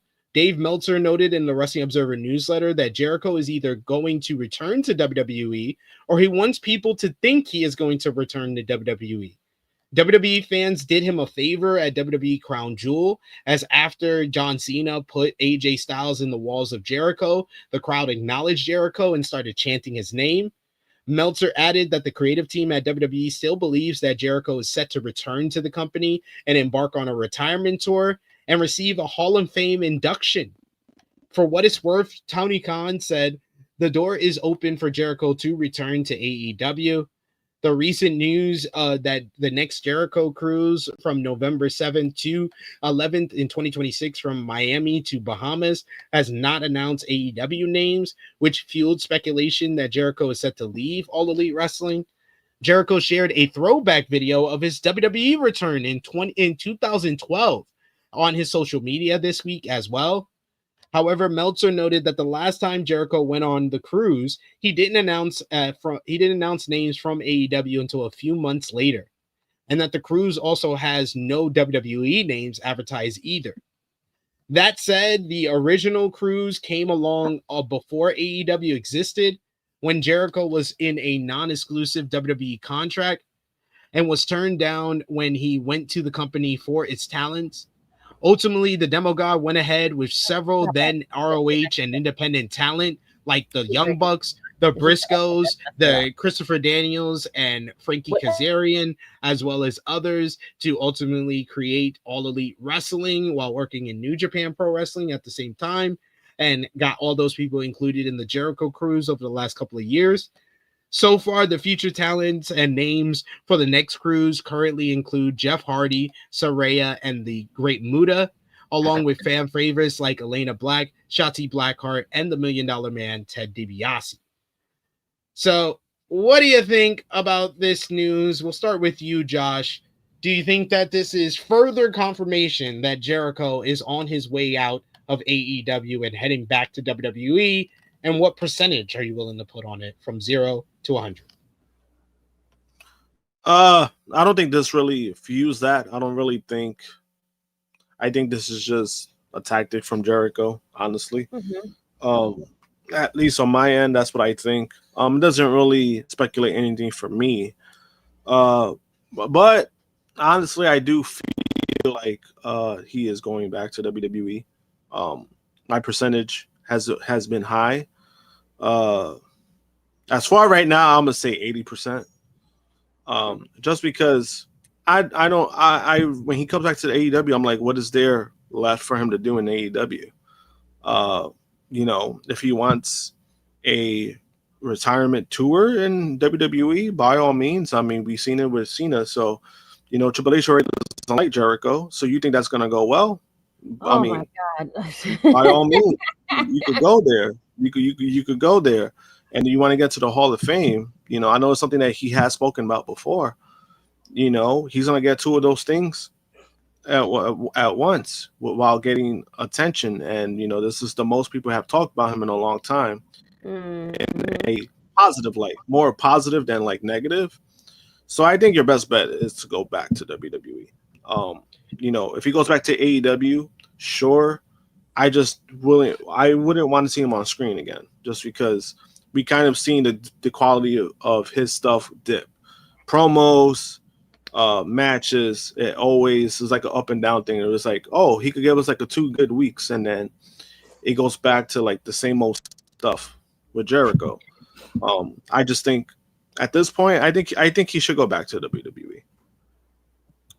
Yeah, I feel like Jericho's in a similar position that Cody was in 2022, where he's fallen out. The AEW fan base has fallen out of love with you. It's probably time for you to go back to WWE, where they will most likely they'll love you, because WWE for most of 2025 has been about nostalgia, and they've been eating it up. So they will eat up a Jericho return just as well. What about you, Miss Krssi Luv?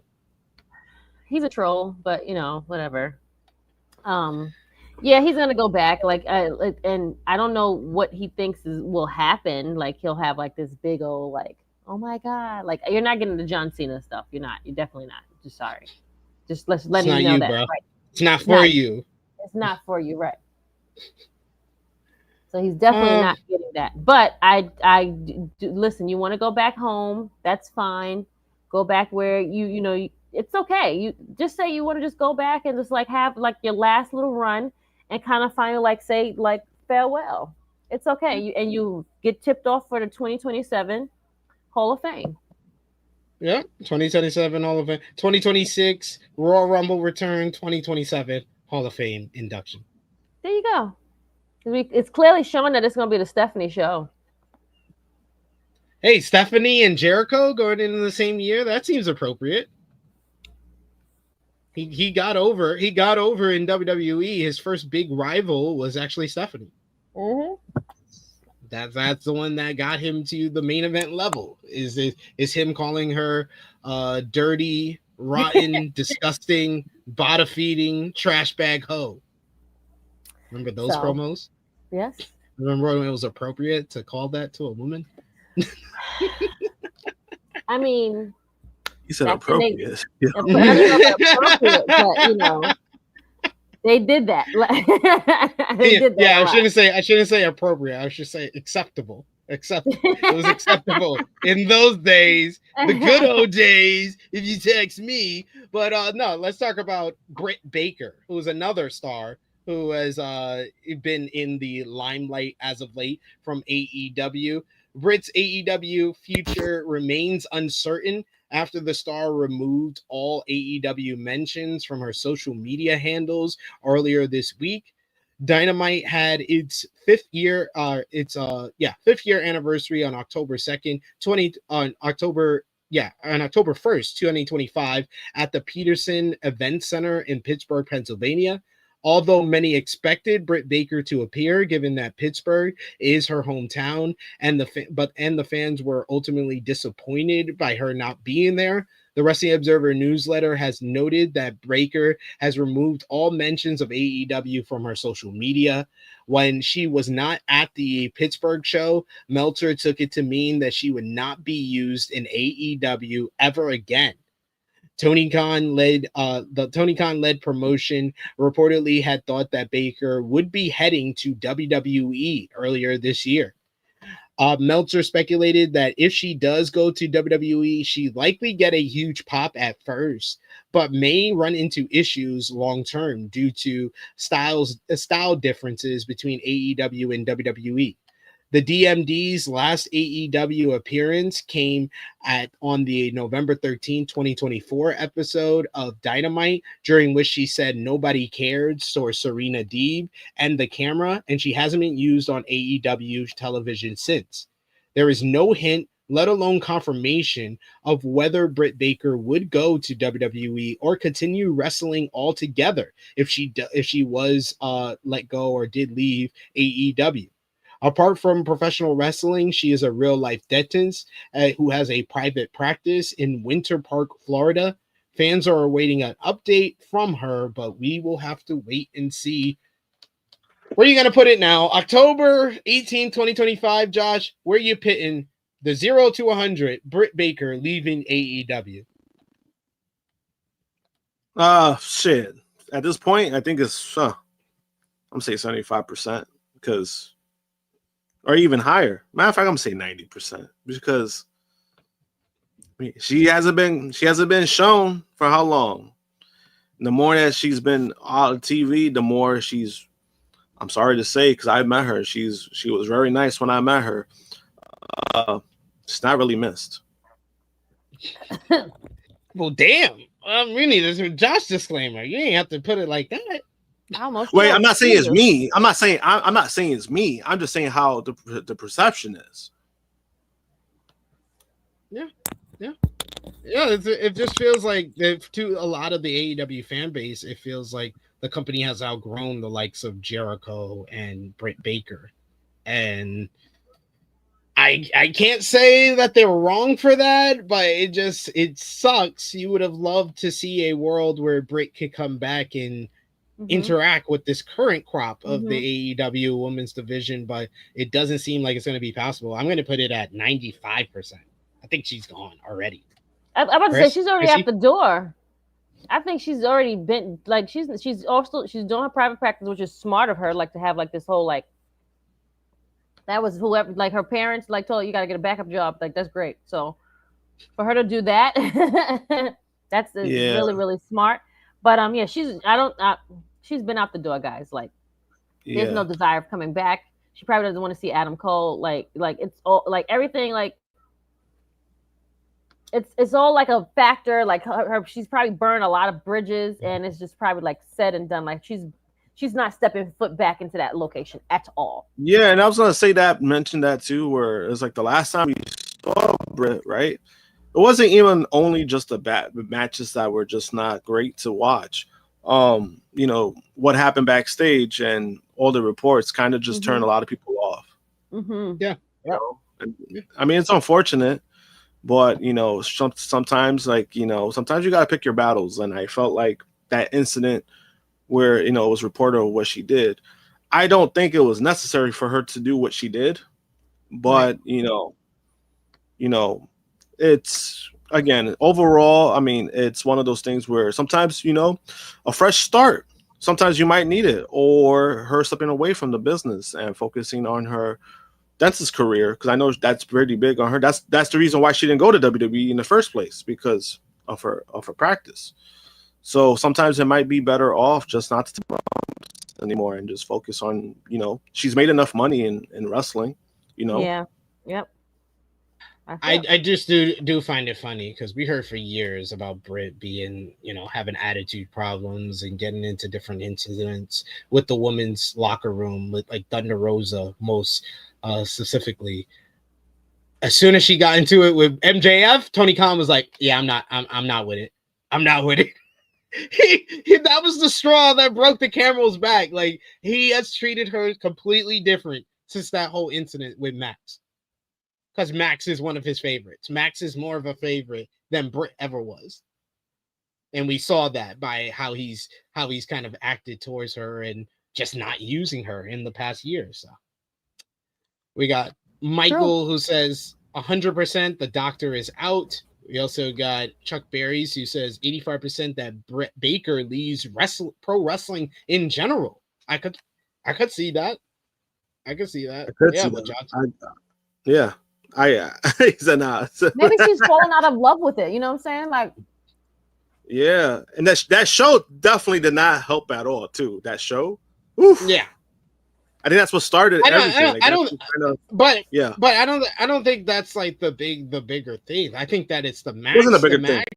It's the Max. Thing was bigger. It's the Max locker room incident, and it's the bad match with Mercedes at All In. Yeah. She got given the biggest match possible upon her return, and she shit the bed. Yeah, and that's what made it worse, right? I think that's what made it worse, right? Not only you had a bad incident, but then you had a bad match. Now she had a great match, and nobody's complaining about it. I don't think this happens, but I think the show itself, I think that kind of started. Like, I think it started the perception of her, and then when that news came out, it just amped it up. Where it was like, oh, she's always going to be problematic. You know what I mean? Like, it's always going to be an issue with her. And then, like you said, she shit the bed in that match, And for a long time, remember, Mercedes was getting shit for that because of the follow-ups that she had. But then she's been able to turn it around. It's just that with Britt, obviously she hasn't gotten opportunities, but it's the fact that when we did see her, that happens. And it's the trifecta, because we didn't even mention the big one. Volub did the breakup too. The breakup. Oh yeah, it's like, you had all three of those things at once. That's a kamikaze of you're fucked in this company. Not your fucked. That's the kamikaze. A bad match, a backstage incident, and a big breakup with a guy that everyone loves. And the reason where we heard, like, I'm not gonna, I'm not gonna put out their business out there, but the reason why, I was like, ooh, this shit. I'm like, this shit is messy. Please tell me. I didn't know. Oh, we talked about it in the past, Krssi. You better go back in your memories museum because we've seen your reaction. We'll tell you off camera. We'll tell you off camera. I'll tell you off camera. And that was years ago too. So it was a couple of years ago. Yeah.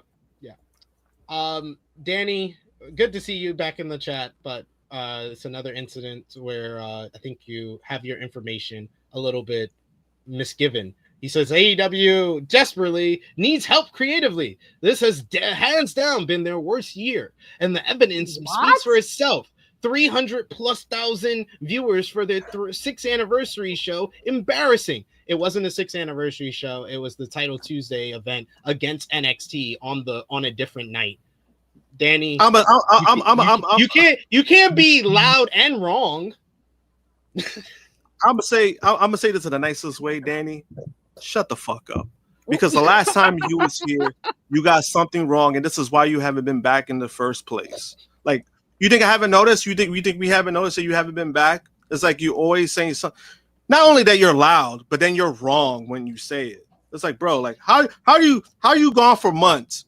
You come back and you're still wrong. What the fuck? Do better, bro. Like, you got to be better. Like, I would have just ignored the comment, but it was so long, so it was like he was loud, and then it was had a big wrong in it. It was very wrong in it as well. Ninja Mortis, yes, that's all we will say. That is the room. God. That is the room. Yeah, I mean, He said it, not me. That is the rumor. Damn. That is the rumor. That was And in he was fact on, the rumor. and he was injured at the time too. Yeah, you a studs bucket, son. That is in fact the rumor. Yes. Yes. Yeah. But hey, here we are. Now my question is she with either one of the people that she well, she's not with Cole, but is she with the person that said cheated with? From what I am aware of, no. Damn, That would have been worse. That would have been worse. Yes, exactly. That would have been worse. Well, but that's not important. yeah. I don't even know why that was asked. Like, what are we talking about here? I mean, I'm just saying you got now you're. And for the record, she has denied it. Just so you know, she has gone on social media and she has denied it. That's all I know as far as that. Would you admit to being a serial cheater? No. I mean, you wouldn't, but she flat out just came out nobody was talking about it, but then they came she said on her own that that's not what happened. I don't know. Again, it's not my business. But that's as far as I know that she has denied it. So I will make that clear. I don't want to accuse of something that it might be true, it might not be true, but this is what we heard. And we heard this from several people within that AEW circle. Yeah. That's all I would say. Okay. Yes. Listen, we're talking way too much about this. I'm giving Danny the chance to respond. He says, according to Brandon Thurston, AEW's 6th anniversary show had a total viewership of 346,000 plus viewers. That is incorrect. It is 465,000 viewers with a 0.09 in the 18 to 49 demo. The 346 that you're referring to is once again Title Tuesday. Just listen. We're here to help. And the fact that you're trying to use the ratings that is all across the board down for pro wrestling, it's a flawed point to make, Danny. So I would go back to the drawing board, spend another 3 months away from our community, and then come back with another claim about why AEW is horrible, because this one didn't work. So, sorry. I mean, I simply just looked up the information on WrestleNomics, and that is what the stats actually say, not what you're bullshitting us about to say, see, AEW's bad, they're down in the ratings. The ratings have a whole new system. We literally did a whole conversation. Check out Tru Heel Heat 350, where we talked about how WWE and AEW aren't panicking despite the viewership being 13% down across the board for all of professional wrestling under the new rating system. Don't use the rating system as an excuse to say this is bad because the ratings are down when there's a whole new system in regards to it. Just saying. Anyway, next we got Kota Ibushi. He got injured on AEW Collision Homecoming last Saturday. Ibushi's injury reportedly derailed some creative plans for AEW. As reported on Saturday, Ibushi was injured during his match with Josh Alexander. Ibushi fell off the top rope to the floor during the bout and broke his femur. Kenny Omega came out to assist Ibushi, and it was noted that a Wrestling Observer Radio that there were plans that the injury change. Dave Meltzer noted that the intent was to build to Mark Davis and Josh Alexander versus Omega and Ibushi. Davis came out after the match and moved to attack Ibushi with Omega, then making the save. After undergoing surgery to repair the injury, Kota Ibushi says that his doctor have told him that he's going to be out of the ring for 2 years due to his broken femur, but he doesn't believe that. Ibushi posted by Instagram to give an update, noting that he'll be out for a long time. He says, my current condition, 1 year to fully recover, 2 years until I can step into the ring again. I believe in myself more than the doctors. I absolutely don't believe in that. I know I have amazing DNA, and that gives me the ability to heal. He added, how many injuries have I healed with of my absolute healing power since I was young? I'll prove that this doesn't apply. According to Tony Khan during Thursday's media call, Ibushi was planned to be in action at WrestleDream tonight. Khan went to visit Ibushi while he was in the hospital, giving Ibushi a handwritten letter while he was recovering. Tony Khan wrote in his note to Kota Ibushi, "I wish you all the best in your recovery. Everyone in AEW respects you so much. Thank you. God bless you, Mr. Ibushi. Best, Tony Khan, AEW." It's not said what match Khan had planned for Kota Ibushi at WrestleDream. Ibushi's Golden Lovers tag team partner, Kenny Omega, teamed with Jurassic Express to face the Don Callis family on Dynamite. Kota Ibushi signed with AEW in 2023. His time there has been beset by injuries, and he had just returned in June. On behalf of THH, all our best wishes to Kota Ibushi on a speedy recovery, a full recovery as well. My only problem here is the Andrade thing off the table because Andrade in that whole situation. Ibushi thing off the table because of his injury. You're telling me we couldn't do Kenny Omega versus Josh Alexander at this pay-per-view? If you don't have MJF, if you don't have Will Ospreay, if you don't have Swerve Strickland, you should probably book Kenny Omega if he is healthy. Yes, I agree. So you're saying that none of those people are on the card. Is that what you're saying? Because that's what it sounds like. MJF's out, Ospreay's out, Swerve's out, and Omega wasn't booked for some dumb, I don't know reason. Maybe he's trying to have the other guys step up and like see what this pay-per-view would be like without any of your like heavy hitters. I mean, have John and I don't know if you should be experimenting on that. Okay. You know, it's funny though, Krssi. Kenny has done shit like that, and they have told him that you need to be more selfish at times. And I think that this is a time where Kenny does need to be selfish. It's like, bro, you ain't have a match. Just say, hey, book, have me in a match. I don't care if I win or lose. And it was with Josh Alexander. I mean, that shit would be. I mean, that would be a fucking great match. You're talking about like a 5-star, potential match. To be honest, so I do agree with that. Yeah. I don't know. Well, we got Jose. Remember you guys said you wanted the guys to step up and like, you know, be like the, you know, the pillars of the show. So like, you know, but you got one guy there. You should use the guys you have. You shouldn't just no, we're gonna give the opportunity to the next. No, if one of the guys is here and he's already stated he doesn't have that much time left, you need to use him. Okay. Yeah. That's fair. Yeah, no, but I get the point. Like, you know, Krissi's not exactly wrong, but it's just like it's Kenny Omega. Like, you got Kenny Omega. Like, use Kenny Omega. He is Kenny. You're right. And I understand exactly what you guys are saying. Like, he's like, use him as, you know, as much as you can while you can. I get all of that. But you also told me that he's selfish. So it's like, pick which one are we choosing to do? You know what I'm saying? Be selfish, like, Kenny. This is a pay-per-view. We gotta sell tickets. We need to sell tickets.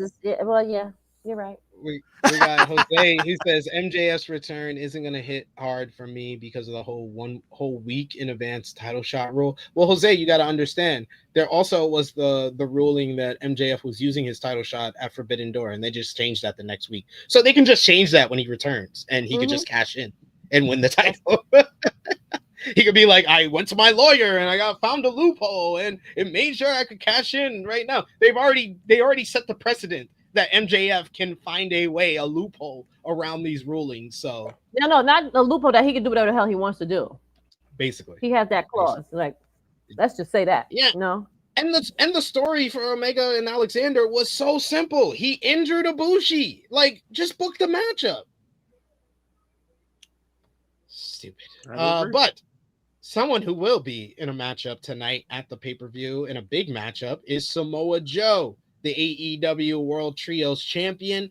Certainly has fewer years left in his career than he's put in. During a recent interview with Shakiri Manjiri for Shaq Wrestling, Samoa Joe discussed his career and when he likely plans to retire from his in-ring career. He noted that it's most likely he intends to call it a career once his current deal with AEW expires, which Joe spoke about during a previous interview with Chris Van Vliet.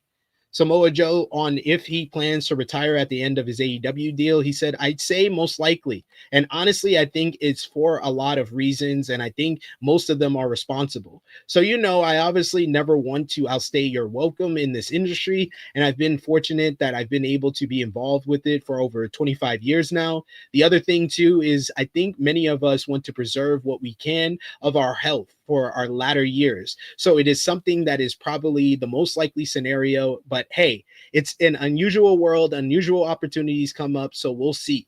On an end date for his retirement, he says, no, not at all. No, it might be a surprise. It might just be one day I'm gone and leave it at that.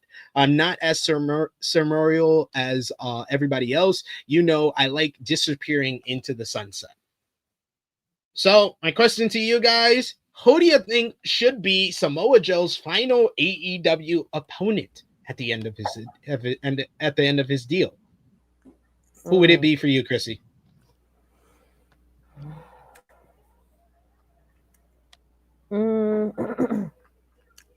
Jon Moxley.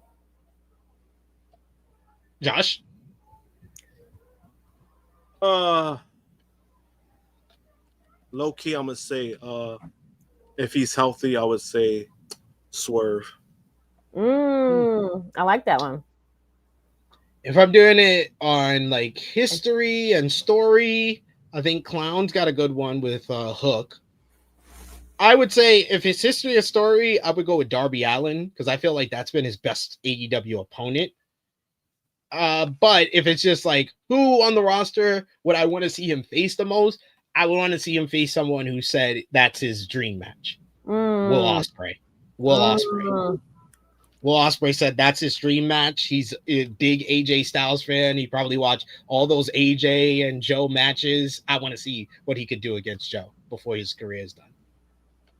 That's actually really I didn't even think about that. I would love to see that.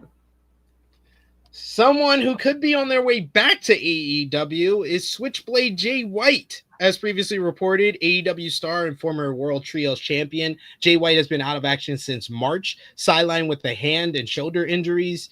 However, he shared a message on social media on Friday indicating a potential return. On Friday, Jay White wrote on his X account, "Ready." That message he posted on X got a lot of traction, got a lot of people's attention. Whether or not Jay White is teasing a potential AEW return with this message remains to be seen. It was recently reported by Fightful Select that White is expected to be out of action for the rest of the year. Also, Dave Meltzer reported on Wrestling Observer Radio that White's pending return was not imminent or anything. Meanwhile, White's Bang Bang Gang stablemates Colton Gunn is also out of action due to injury, which he suffered earlier in July. In the meantime, the Bang Bang Gang's Juice Robinson and Austin Gunn added Ace Austin to their ranks. Austin says that there was a process involving for him to officially join the group. He says there's paperwork, there's a process when he was interviewed by RJ City on AEW. Do you think, what's the likelihood, 0 to 100, Miss Krssi Luv, we see the Switchblade return tonight at WrestleDream? Ooh,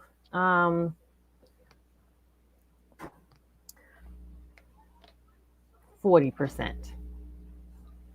Josh? I'm going to say 60%. I'm going to say 25%. I think, I don't think it's coming, yeah. I was being so. generous, actually, because the 40 was a little high. So Was a little high. Yeah, and I agree with what said here. Yeah, this comment, Jose saying too many greats having to retirement. Yeah. I was high as fuck. Yeah, you are. To Jose saying too many greats having the retirement talks. We're gonna be seeing the retirement of John Cena in just like a few weeks' time. We're gonna see Hiroshi Tanahashi on January 4th.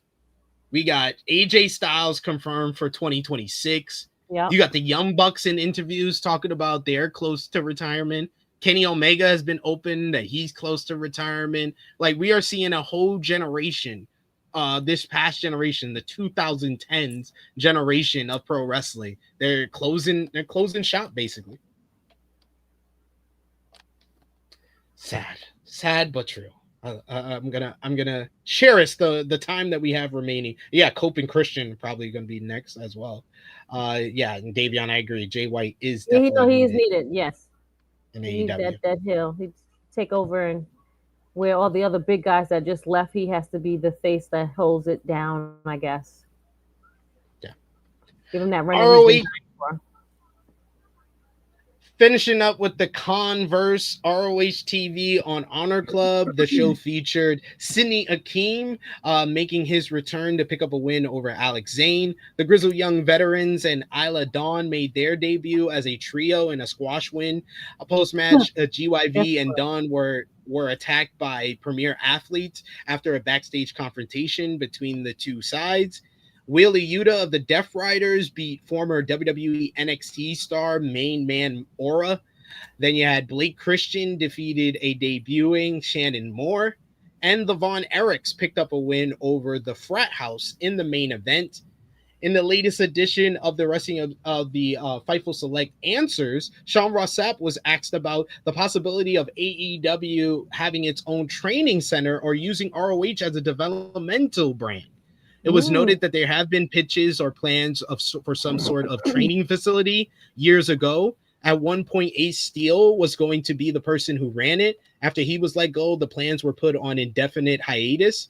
AEW have a warehouse with a ring inside that talent sometimes use. Mercedes Moné shared videos of it in the past. It has reportedly existed for quite some time. AEW considered having a training center now in Asheville, North Carolina, it was reported earlier this year, according to a new report. According to Fightful Select on Wednesday, the company talked earlier this year about having a training center. The discussion centered around the idea of it being located in Asheville. Asheville is the hometown of Adam Copeland, Beth Phoenix, and FTR. The site notes that the foursome have helped train and develop talent there. However, rumors in AEW state that the company decided not to do it due to the costs associated with the matter. The site notes that the tentative plans were why Stephen Borden, Sting's son, went to Asheville to train. The report adds that AEW does have a building with a ring that talent can have access to. Before Ace Steel was released, he was supposed to be a trainer at there before it was put on a hold. And Khan answered a question about the report during Thursday's media call, promoting that he confirmed that the facility was talked about and added that he's still interested in it. He also confirmed that Adam Copeland, Beth Phoenix, and FTR would be involved and put a storyline slant on why the facility hasn't happened.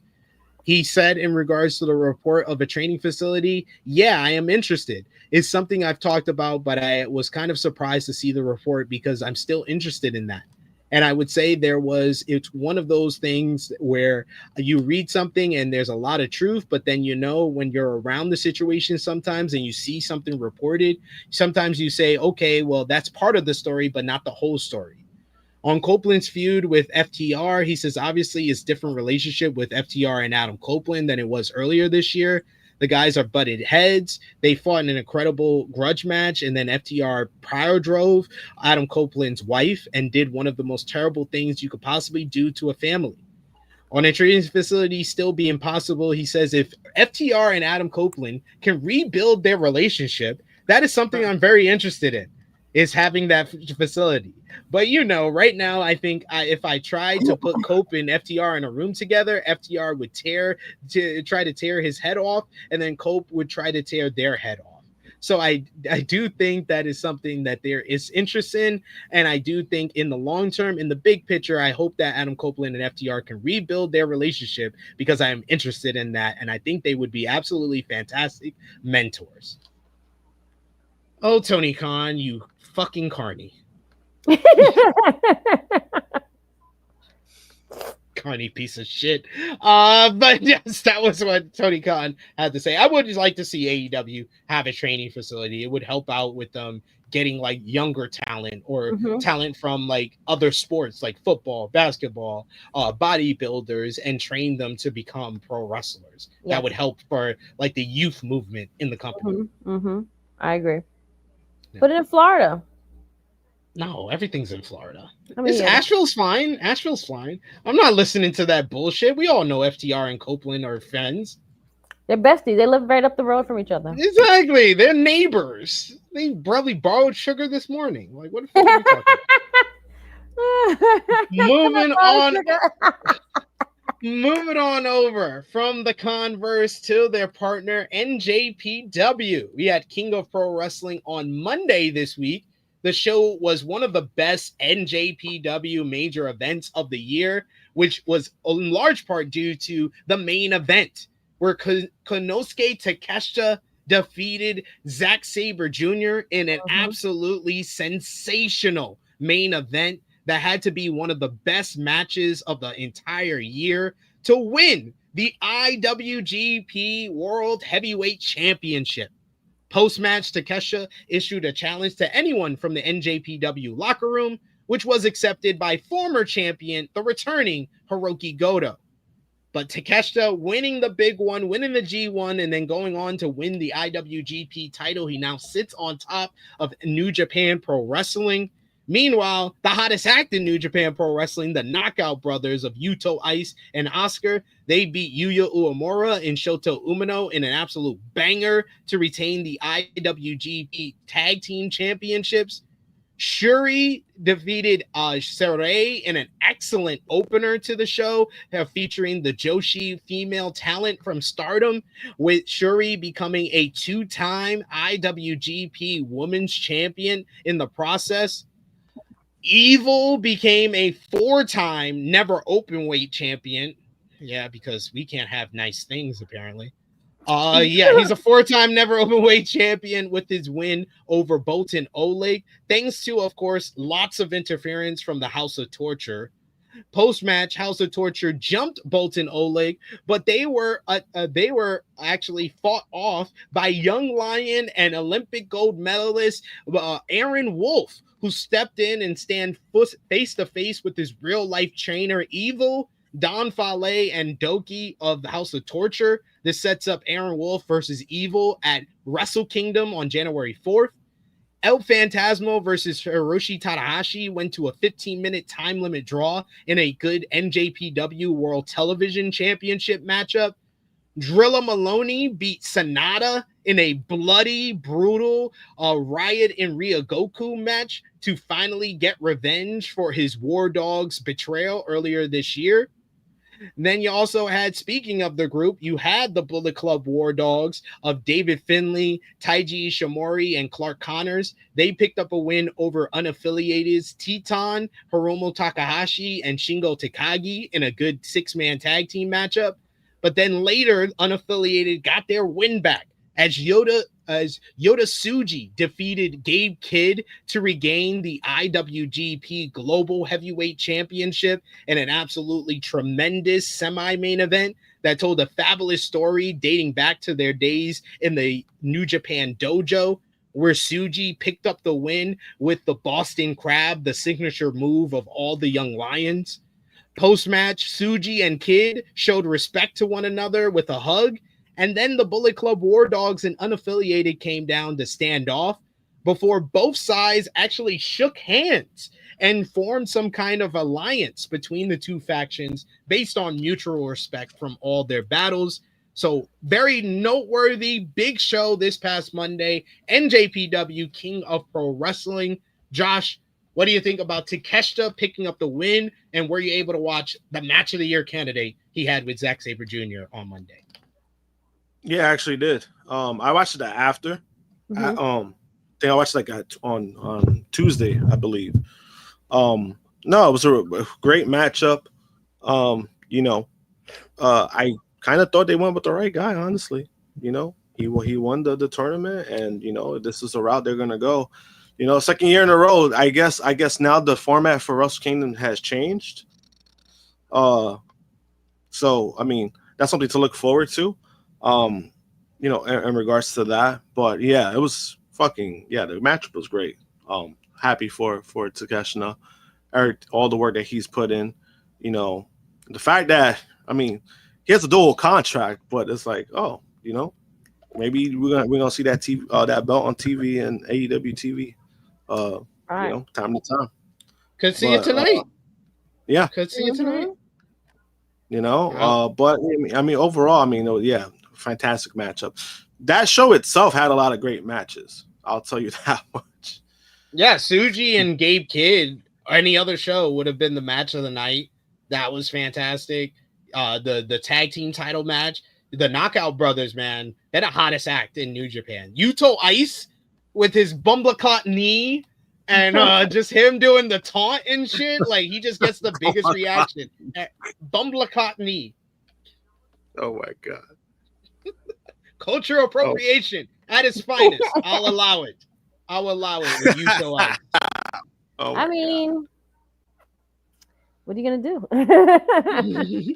And the women had a banger. Saray and Shuri. I thought they showed out. They had a great matchup to open the show. And we don't get great openers on New Japan Pro Wrestling. It's usually the multi-man tag, which is just there to continue whatever feud or storyline it's there for. But we got a genuine like match of the night candidate to open the show. So this was one of the best New Japan shows of the year. I'd say this and New Beginning from back in February are the two best shows from New Japan that they had all year. But I wouldn't argue with you if you thought this was very much like this had a little bit of everything. Like you had a technical wrestler versus the hard-hitting wrestler in the main event, epic New Japan style main event. Then you had like a Young Lions into Top Stars type matchup in the semi-main event. You had a bloody brawl with Sonata and Drilla. You had some high flying in the 6-man tag team matchup. Had a banger for a women's matchup. Like just it felt like an AEW pay-per-view,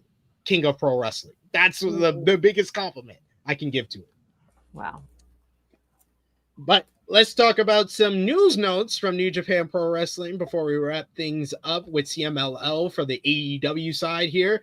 Yeah, there have been reportedly some people in New Japan who want Hiroshi Tanahashi's last match to be against Shinsuke Nakamura. Tanahashi will wrestle his final match on Wrestle Kingdom 20 in January at the Tokyo Dome in Japan. Nakamura is among the names that fans speculate as potential names for Tanahashi's last opponent. Nakamura and Tanahashi. What? I said that's nice. Yeah, they have a long history with them. They were trained together. Nakamura and Tanahashi worked extensively in NJPW as both allies and opponents. A fan question in Fightful Select Answers Q&A asked if Nakamura's return to WWE TV was an indication that he is a potential opponent for Tanahashi. The report makes it clear, as many would suspect, that Nakamura's return to TV has nothing to do with a possible match with Tanahashi. Sean Ross Sapp said that a number of people in New Japan want Nakamura to face Tanahashi at Wrestle Kingdom 20. However, they do not know how realistic that would be. NJPW is aligned with AEW and CMLL, and of course, those companies run contrary to WWE and AAA. Nakamura returned to WWE TV on last Friday SmackDown. The former IWGP World Heavyweight Champion answered Sami Zayn's open challenge for the U.S. title. That match was interrupted by the MFTs, with both Nakamura and Zayn being laid out. Adding further fuel to the fire for this rumor, Nakamura paid tribute to Hiroshi Tanahashi, who is set to retire from wrestling next year during the WWE live event in Japan on Friday. Nakamura was once on the NJPW roster. He trained in NJPW dojo with and wrestled Tanahashi numerous times in the past. According to Tokyo Sports, Nakamura spoke to the crowd and used Tanahashi's catchphrase of "Asashimusmos," which means "I love you" in Japanese. He said, "Tokyo, WWE is back at Sumo Hall again this year. Are you having fun? Let's have more fun than any other city in the world. Japan, I love you." In a post on Twitter, Tanahashi said and replied, "Huh? I thought I heard something." So we'll see. We'll see what happens there. I'm putting the percentage at like 10%. Nakamura is Tanahashi's partner. I mean Tanahashi's opponent for Wrestle Kingdom. 10%? It's just 10%. Too good to be true? It's not happening. WWE's petty. They don't do nothing for anybody else, let alone the fans. Sorry. That's true. I had to see it to believe it, if that's the case. And then final note from NJPW, they made a big announcement for Wrestle Kingdom this week, as they officially announced on Tuesday that World of Stardom champion and NJPW Strong Women's Champion Saya Kamatani will be competing at Wrestle Kingdom 20 at the Tokyo Dome on January 4th. New Japan announced the news during the King of Pro Wrestling press conference on Tuesday. The Phoenix Queen became the top talent for Stardom, previously held by Tam Nakano, after she retired her in Yokohama Arena earlier in April. Speaking at the press conference, Kamitani stated, I am Saya Kamitani of Stardom and Hate, and on January 4th, I will be wrestling for NJPW in the Tokyo Dome. So New Japan has finally started to recognize Saya-sama. I've been wanting for Stardom to hold their own show in the Tokyo Dome, and to be in that ring, honestly, is an honor. NJPW has not announced who Saya Kamitani's opponent will be for Wrestle Kingdom 20, but there are a couple of names that's been thrown out, like Sarai, Shuri, who's the current IWGP Women's Champion after King of Pro Wrestling. Athena has been brought up in certain circles, and of course the big one, Mercedes Moné. Who do you think would face Saya Kamitani at Wrestle Kingdom? I'm gonna go with Mercedes. Just go with. I was gonna say the same. Let's go. She got 10 belts. Let's just go 10 belts, Monet. Try to get those last two. Try to get 12. Well, she'll probably have 11 by the end of tonight, as that match has been added. And speaking of which, she was a major star on CMLL in Arena, Mexico last night. You had CMLL Viernes Espectacular. The show featured Mercedes Moné defeating Persephone in a brilliant main event to retain the CMLL World Women's Championship. India Sirius beat Scotty in a very good match to win the CMLL Universal Women's Championship tournament as well. So, and then post-match with Mercedes, she issued a challenge to any champion out there to face her in a champion versus champion match tonight at WrestleDream.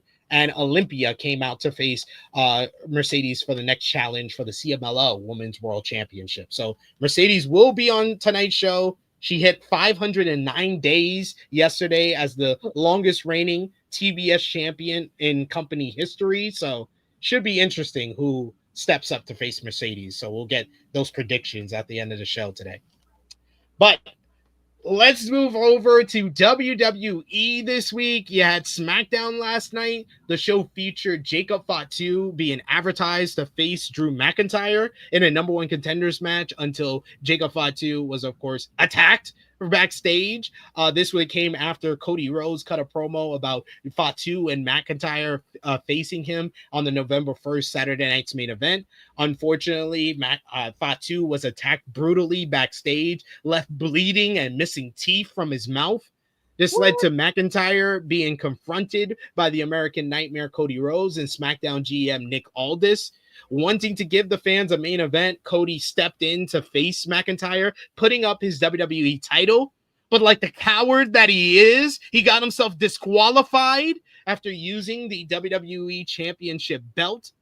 A brawl ensued between Drew and Cody to close the program, with Cody standing tall. Meanwhile, you had Charlotte Flair and Alexa Bliss. They defended the WWE Women's Tag Team Championships in a pretty good matchup against Saruka. Motor City Machine Guns beat Los Garza in a solid bout, celebrating their 1 year anniversary. Then you had Ilja Dragunov made his return to answer the Sami Zayn United States Championship Open Challenge. In a shocking turn of events, Dragunov defeated Zayn to win the United States Championship in what was an excellent bout, one of the best WWE TV matches of the year, thanks in large part to a distraction from Solo Sikoa. Post-match, Dragunov and Zayn showed respect to one another. Unfortunately, they were attacked by the MFTs, who left them laying. Also, Rey Fenix tried to make the save, but he was also laid out by the MFTs, who jumped him earlier backstage in the show. After a promo from Solo was interrupted by Uncle Howdy on the Titantron, saying they are now in a war with Solo and the MFTs. This brought out the YS6, who stared down with the MFTs to close this segment. Bored.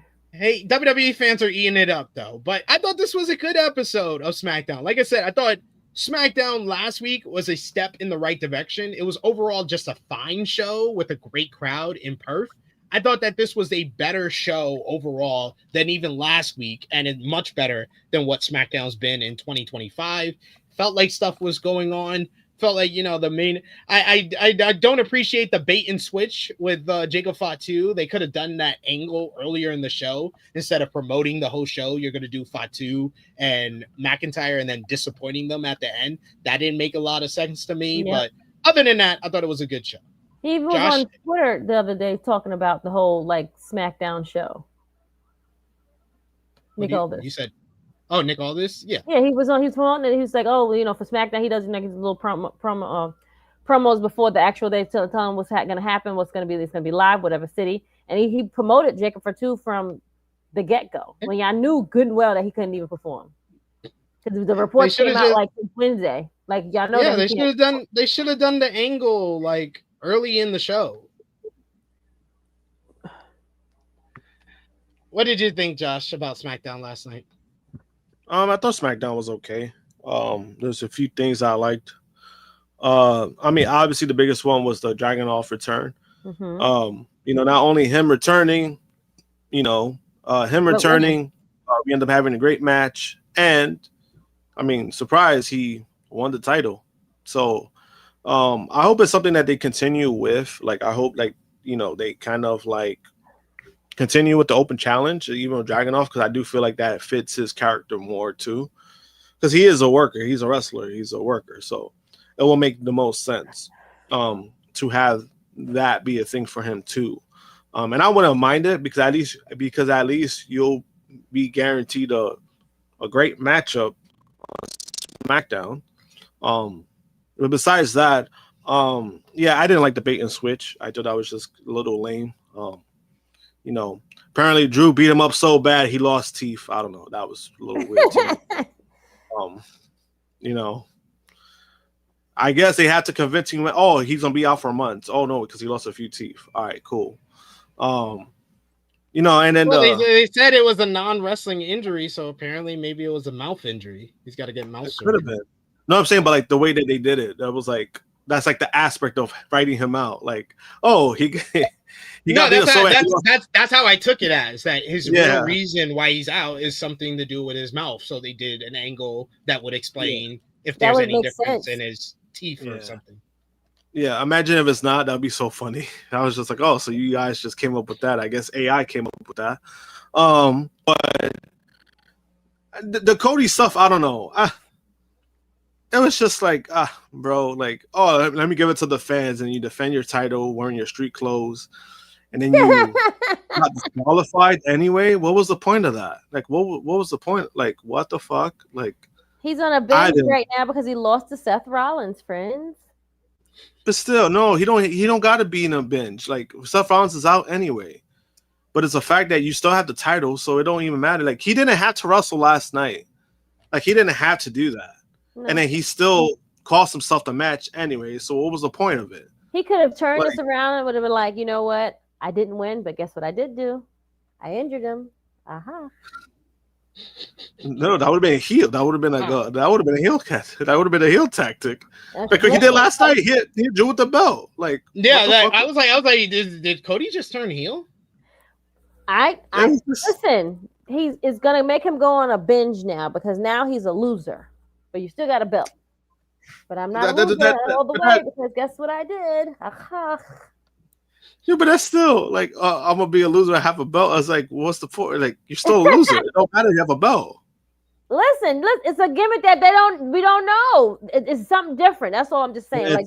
Let's try. It's not. I don't know. For Cody, I don't know what they're trying to do with this man. It's getting to a point where I'm getting pretty tired of it. To be honest with you, because I'm just what are they trying to do with him? Do a little change. They need to freshen up. You can't just go back to Cody and just continue. They basically just are continuing the Cody first run just with a 4-month break. Yeah. It's like you press play. It's not like it's a new title reign. Yeah. And that's been the problem that I had with the Cody reign. Where not even just currently, but even before, where he was in these feuds for months and then he was always winning, so you kind of know the outcome of it.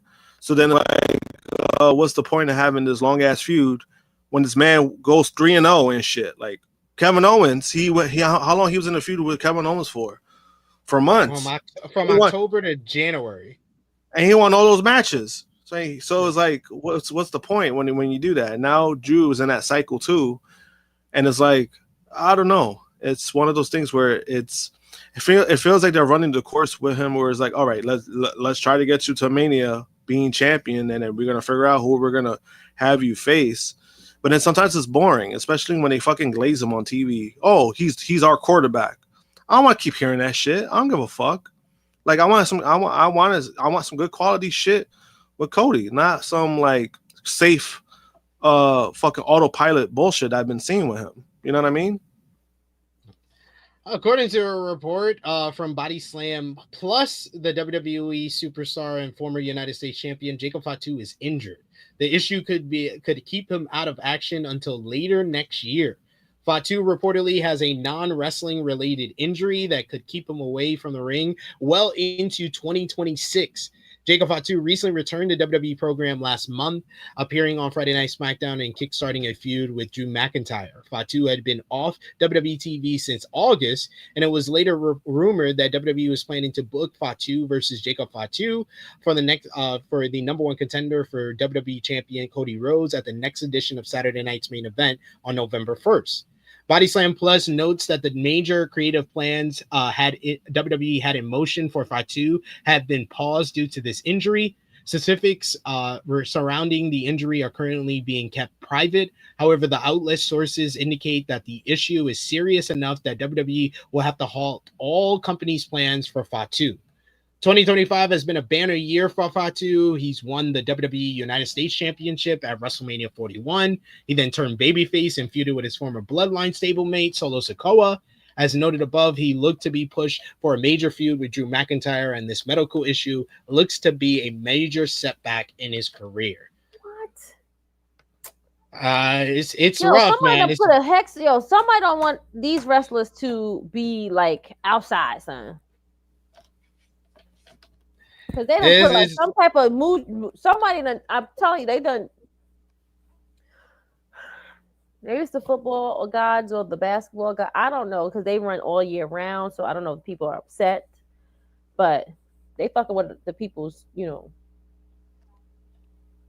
got Swerve, Omega, Ospreay, Jacob, Seth. The people messed up. It's the injury. It's injury season. It's like bug season. It's like flu season.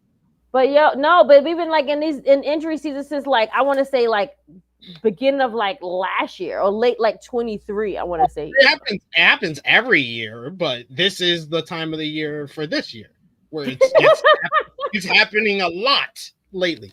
It's a lot more than usual. You know what I'm saying? It's just a lot more often than before, if that makes sense.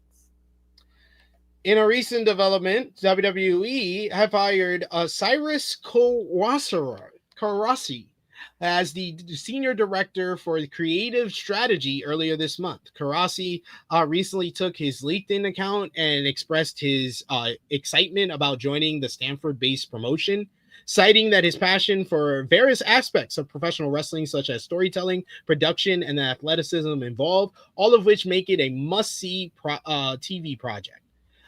He wrote, "If you've known me for any part of my life, you know how passionate I am about WWE. The storytelling, the production, and the athleticism combined to make the most exciting and enduring television and live events decade after decade. WWE's brand and product have captivated me and inspired my work for as long as I can remember. I am so excited to be here." Meanwhile, Dave Meltzer of Wrestling Observer recently shed some light on Krssi's role as WWE Senior Director of Creative Strategy. According to the Wrestling Insider, WWE Chief Creative Officer, Content Officer Triple H stated that Cyrus will spearhead the global wrestling juggernaut's transition to AI-based storytelling. Oh my God, here we go. The report also claimed that WWE has a deal with Writer AI. The platform has already been fed WWE content. However, Meltzer noted that he was told that by one person who is privy to the situation that the software has come up with absurdly bad storylines, citing a story related to Bobby Lashley, who is no longer associated with the company, being obsessed with Japanese culture. According to the report, Triple H said that the shift to AI-based storytelling is inevitable. Meltzer also noted that Krssi will also be a liaison to the White House, with Triple H expanding his political duties. Oh my God, here we fucking go. Why did I know this was some kind of way connected? Gotta love it. Can't wait for these. I mean, I wouldn't be surprised if they've already been using it, because I said this last week. I was like, a lot of these shows feel like they're like ChatGPT generated. Just put it in there and just like to make the whole SmackDown show. Oh, believe me, and it's been, we in our chat yesterday, there's a few ones that came up and they were just complete ass, and I was just like, I can only imagine what the fuck they're coming up with. It's all good, guys. Here we got Road Dogg in charge. Triple H gives us these fine yet boring wrestling shows. He just puts the names in a machine and it comes out with the stories and the TV shows. We see it. Yep. And this has led to people, Wrestling Observer reports, this has led to people in the company believing that the boom period is over in WWE and that these AI storytelling will take some people's jobs.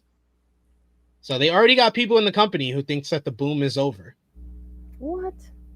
Wow. Who knows? Some of which within the top ranks, speaking of the White House involvement with WWE, some of the top ranks of WWE have bragged about the White House and the Trump administration having taken inspiration from one of their storylines in how they have responded to the ongoing Epstein Files scandal, according to the Wrestling Observer newsletter. Right. Jesus Christ. According to the report, an official in the White House press office texted an official within WWE about the situation, which later turned into Triple H, reportedly telling people in the company that the White House used Paul Heyman's comments about Brock Lesnar's return to WWE as inspiration for the response to the ongoing Epstein Files scandal.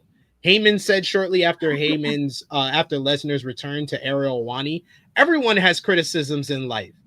There are people that criticize Jesus. There are people that criticize Moses. There are people that criticize Muhammad. There are people that criticize God or gods. That quote, according to Dave Meltzer's report, was part of the inspiration for the Trump administration's response to the criticism they have received for not releasing the full Epstein files, a move that has been met with criticism and backlash from some circles and create an issue for President Trump, since some within his own party want the full files released while others don't. President Donald Trump, of course, has many ties to WWE and is a WWE Hall of Famer from his days before politics, who has a friendship with Vince McMahon, has participated in past WWE storylines, such as the Battle of the Billionaires with Bobby Lashley, hosted WWE major events at his Atlantic City casino, and has appeared at past WrestleMania events and WWE Premium Live events. And of course, is a former host of The Apprentice. WWE's connection to the White House also has to do with why fan perception has turned on them.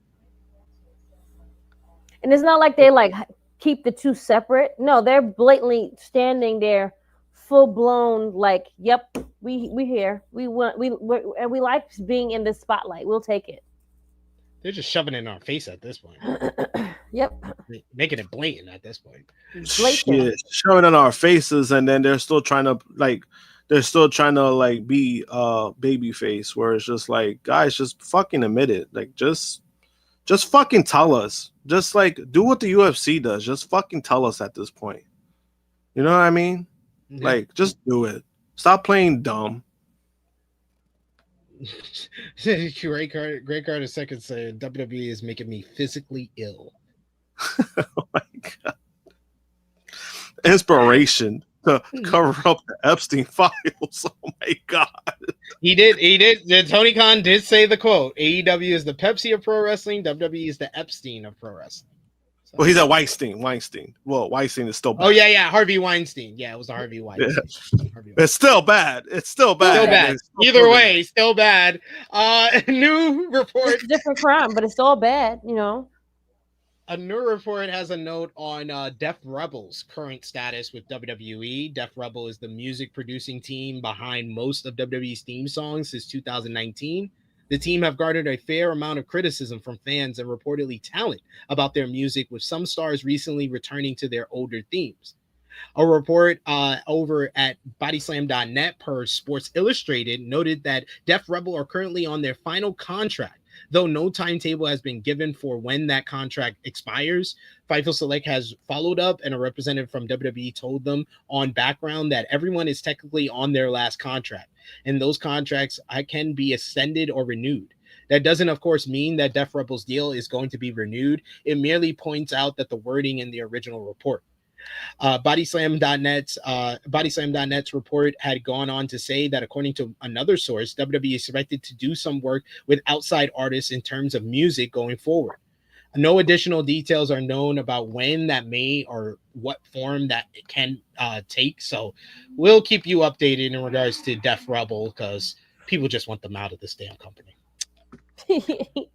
WWE Raw on Netflix this week. The show featured Seth Rollins and The Vision kicking off the program with the World Heavyweight Champion bragging about his Crown Jewel Championship win over Cody Rhodes, saying that he doesn't need the members of The Vision and doesn't need anyone.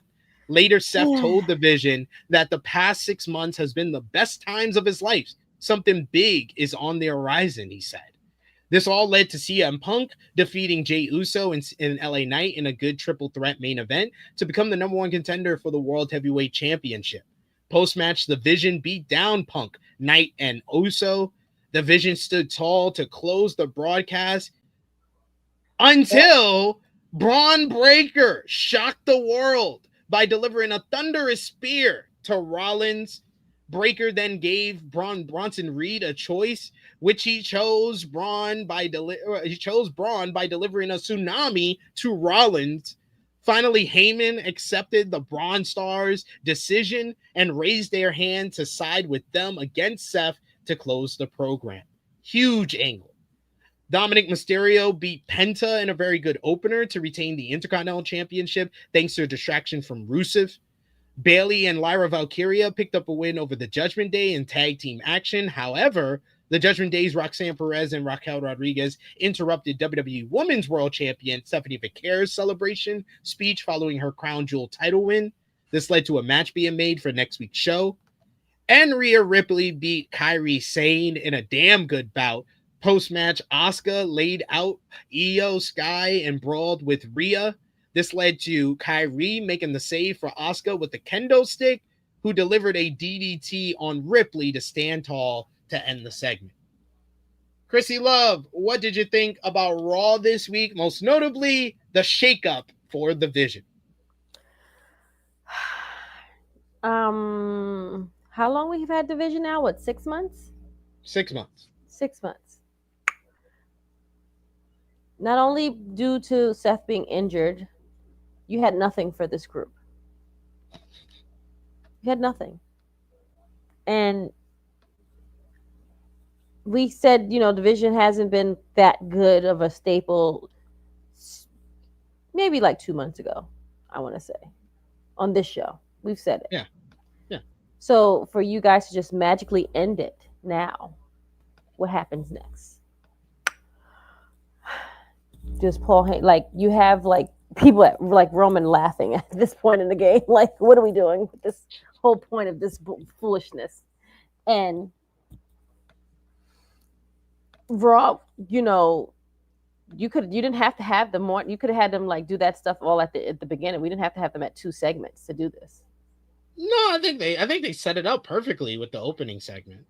Because he basically put his foot in his mouth. You need the opening segment to make sense of the ending segment. Because it's why would they just turn on him out of nowhere? He said he didn't need them.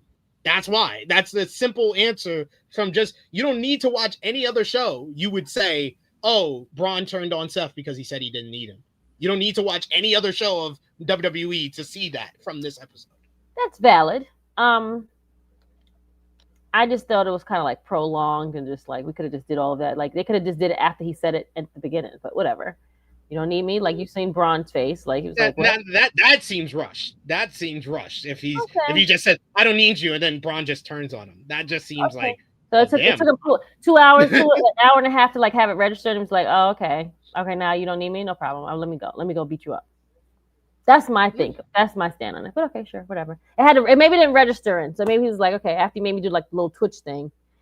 I know he didn't like that shit neither. So, but overall, I mean, Raw wasn't that bad. It was cool. What about you, Josh? Raw was actually pretty good. I'm not gonna lie, I was pretty mixed about the sub stuff at first, but then when I found out about the injury, I was like, oh, it makes sense. So at first I was pretty mixed. Like it was a big moment, but then it was like in my head without knowing the details after the fact, I was just like, man, they really just said, oh, fuck everything that we've been doing there all these weeks, having the Vision come out, the main event, then have a dirty finish or a non-finish, and then just end it like that while you had this man finally beat Cody. Obviously after the fact, we know why they did it. So it makes sense to do it at this time, at this moment. But then also the way that it was done, I didn't mind the way it was done, just because like, you needed a reason, and Seth kind of gave that reason by just talking shit. Because even when like all the pyro was coming up, you see Braun's reaction. He goes like this. He was already pissed off. So it kind of makes sense to do it now. Like if this is what you're gonna do, and it seems like it's serious because if they're doing this now compared to like apparently they were planning to do this next year. Obviously things have to change. It's just kind of ironic because the day before I was having a conversation with one of my buddies at Comic-Con, and I was talking about Seth Rollins, and I was just like, like the first time he was champion, he got injured. Right. And I was like, he's had like 3 injuries while being champion. And I'm like, that's concerning. And then all of a sudden this shit happens. And I'm like, oh damn, I think I gave bad juju to Seth. Because I was like, fuck. Like I didn't know I was gonna happen. You definitely did if you said he's been injured 3 times as champion, because he's only been injured twice before this. So you definitely did. You definitely did jinx him. Oh shit, yeah. No, I mean twice. Yeah, I mean twice, because I mentioned like both times, but then I was just like, damn, now a third time. I was like, fuck. Like I was like, I think that's on me. But besides, I mean, Raw was okay.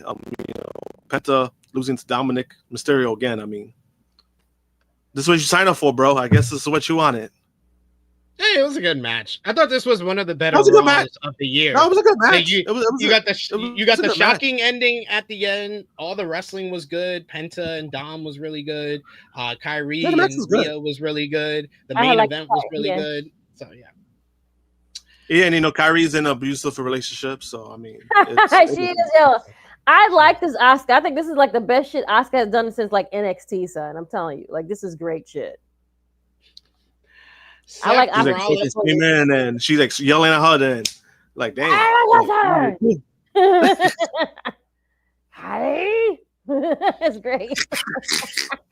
You see, like I want to say something, like say words, but then I'm like, damn, that just be racist as fuck. So I don't want to just say it.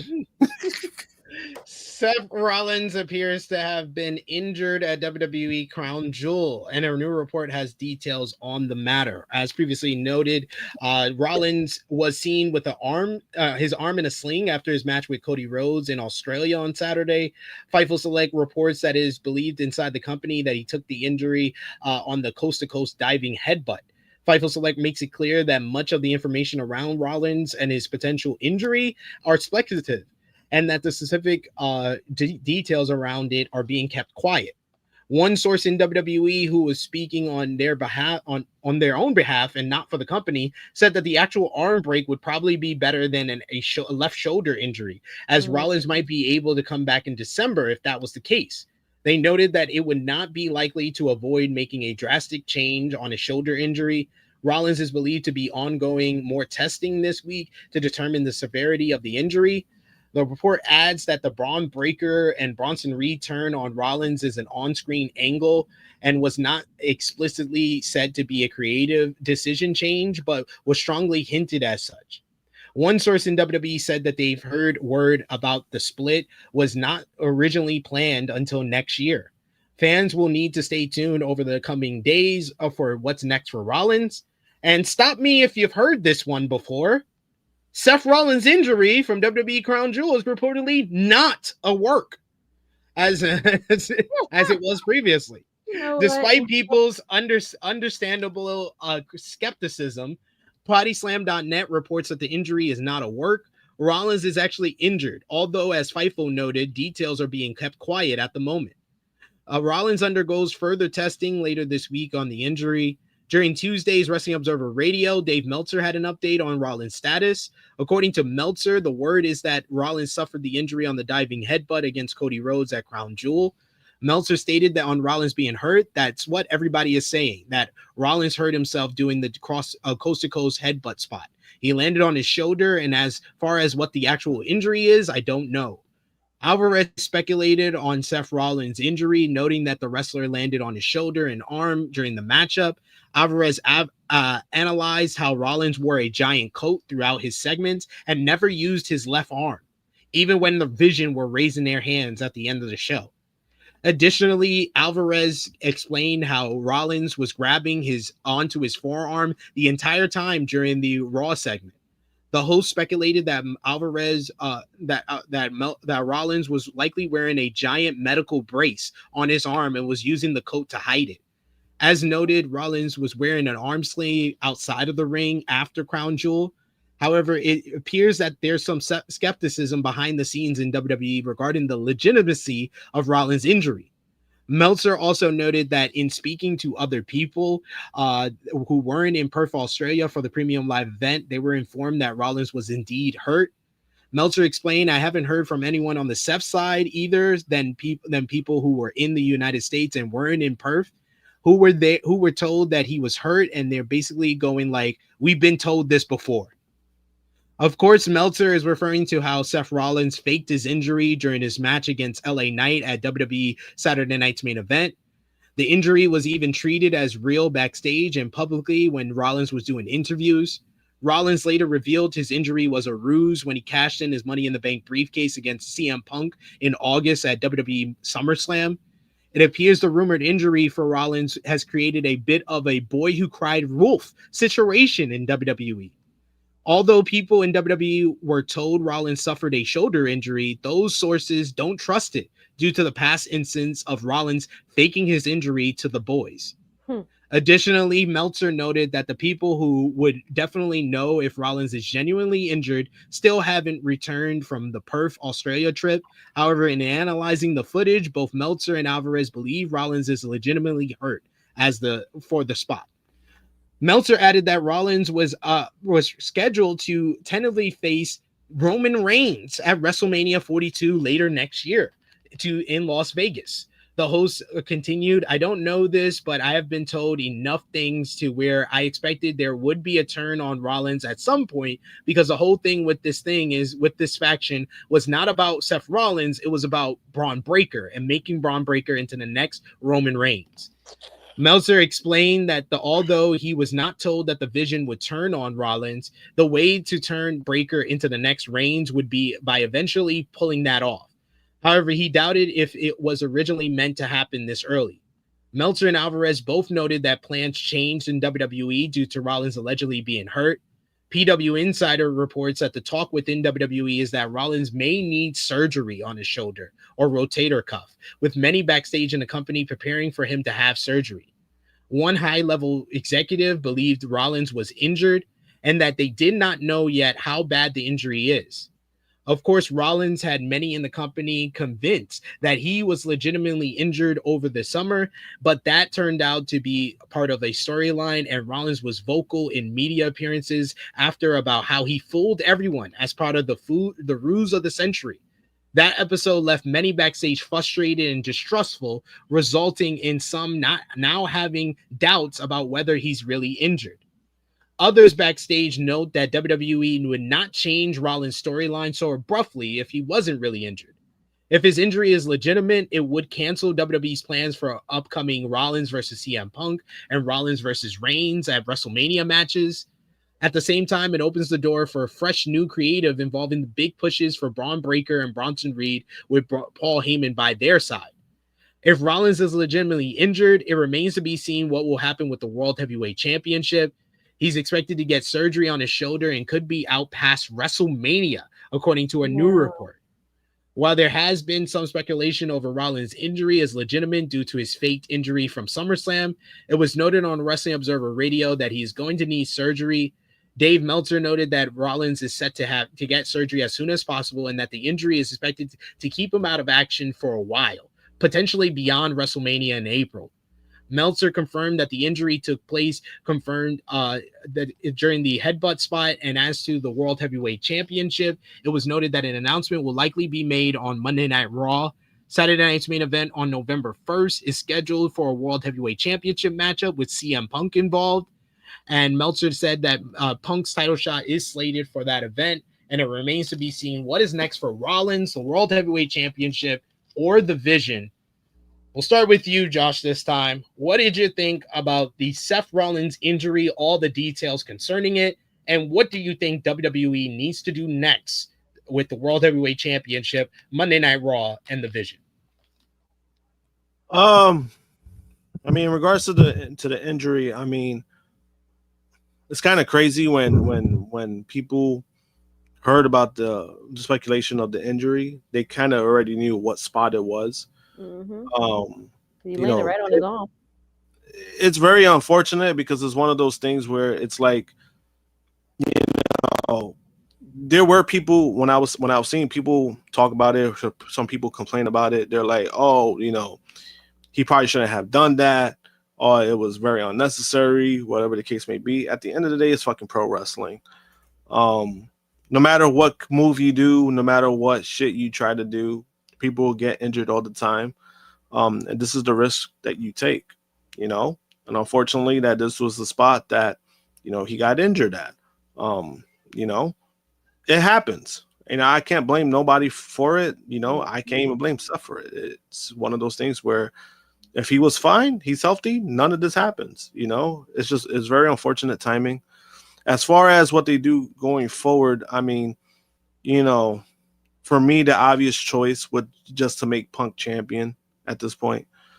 Have somebody prominent to hold the belt. You could even have him being champion going into Mania. I really wouldn't mind that too much.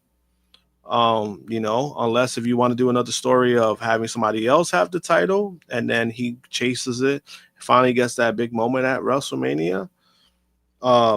As far as that go, I mean, the obvious choice when it comes to that is like, maybe they should just drop the Rocket to Bron Breakker and make him champion, see where that goes. Sometimes you never know. But as far as that, you know, going forward with the Vision and everything else, I do feel like they would need another member. I don't think it's a situation where, you know, both guys are fine, you know, Bronson Reed and Breakker. I think they're fine as a tag team. They're fine. But you still need that prominent name because I just don't see Paul Heyman, you know, as far as this goes, you know, usually where Paul Heyman usually does well is like he usually has like a solo act. He usually has like a stable. That's usually like his strongest point. Mm-hmm. Tag teams he usually doesn't do. Doesn't mean he's bad at it. It's just something that he doesn't do. I do feel like they would need another member. I just don't know who you would put as a member. What about you, Miss Krssi Luv? It's unfortunate. We already knew what the spot was, like Josh said. It's like right there. Once he was injured, I mean, clearly, you know.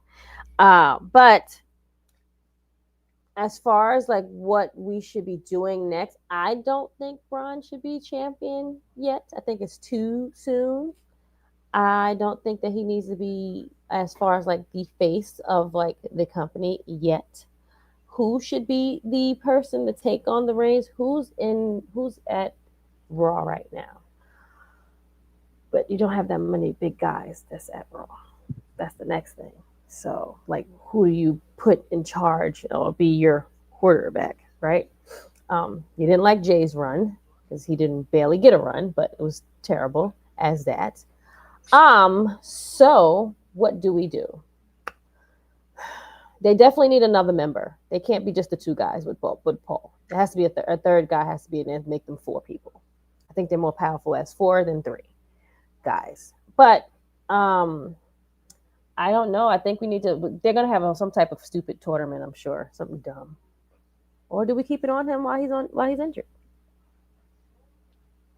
I mean, if he's not going to be out for that long, you just keep the Keep title it on him, yeah, until he's healthy. right. I mean, I'll just say, I tried to be quiet, let y'all answer the question, but I think that CM Punk winning this World Heavyweight Championship would be the dumbest shit WWE would do.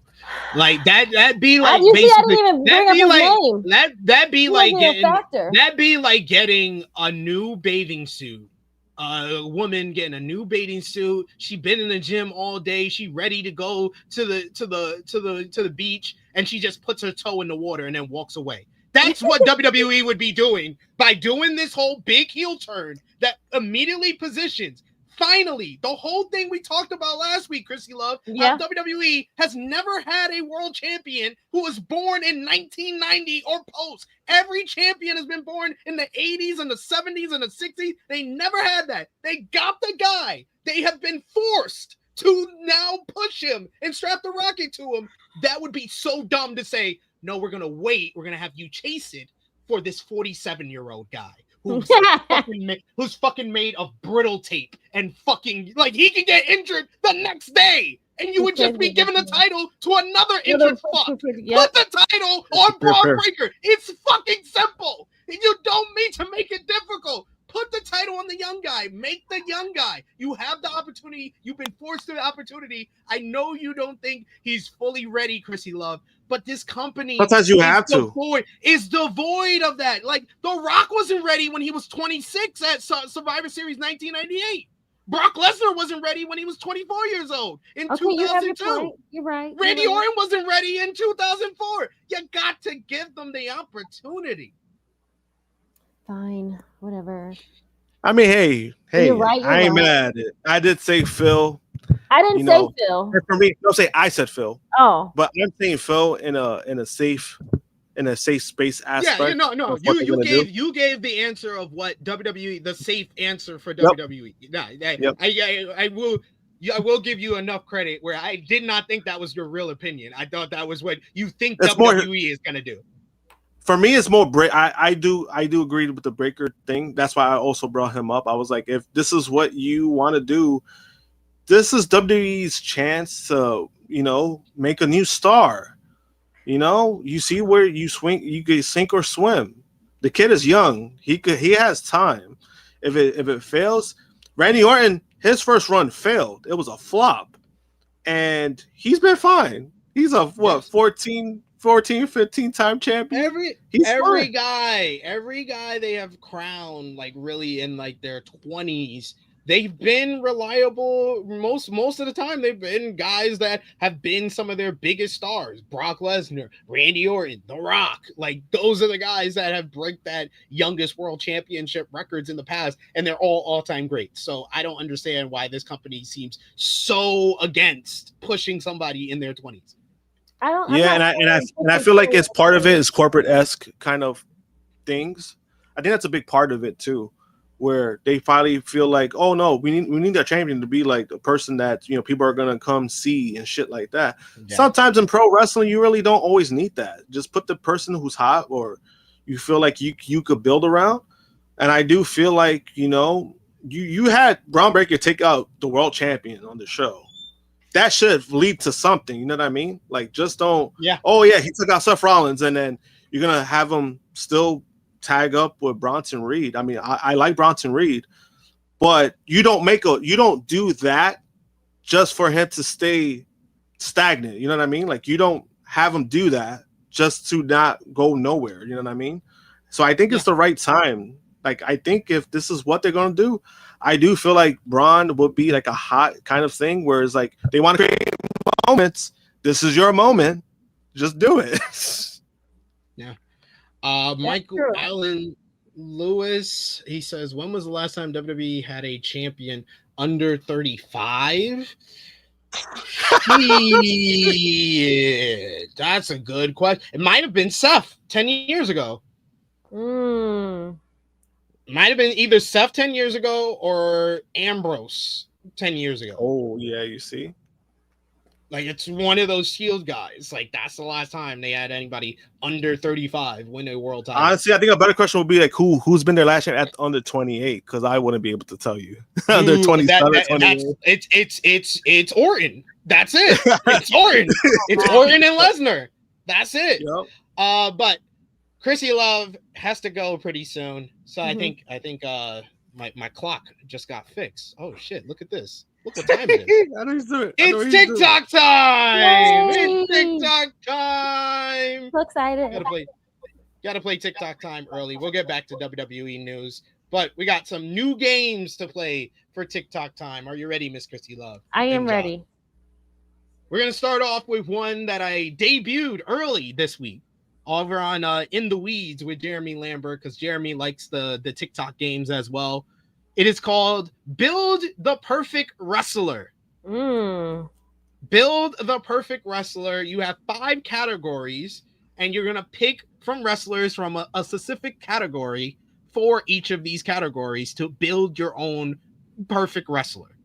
So the categories are in-ring, promos, body/size, look, how they look, what their body is, their size, you know. Okay. Star power / presentation. So basically how they're pushed, how they're presented in their whatever company they've been in or were in, and their character. So we are going to be choosing, we did on In the Weeds, we did from the WWE roster, the AEW roster, TNA roster. We're going back with ours. You can pick anyone from the 1990s who were in WWF. Anyone from the WWF in the 1990s. All they had to do was wrestle in a WWE ring in the 1990s, and you could choose them. So we're all gonna make the perfect wrestler out of 1990s WWF superstars. And we'll start with Miss Krssi Luv. You can choose all the 90s. Anyone that wrestled in WWF in the 90s, you could choose from, and you got to choose. So if you want, like, if you were doing the AEW roster, like my AEW perfect wrestler that I did with Jeremy was in-ring was Ospreay, promos was Eddie Kingston, body/size was Powerhouse Hobbs, star power presentation was Kenny Omega, and my character was Hangman Adam Page. So that's how I made the perfect AEW wrestler. We're making the perfect 1990s WWF wrestler. So Krssi Luv, start us off. Damn. Okay. What's the first one now?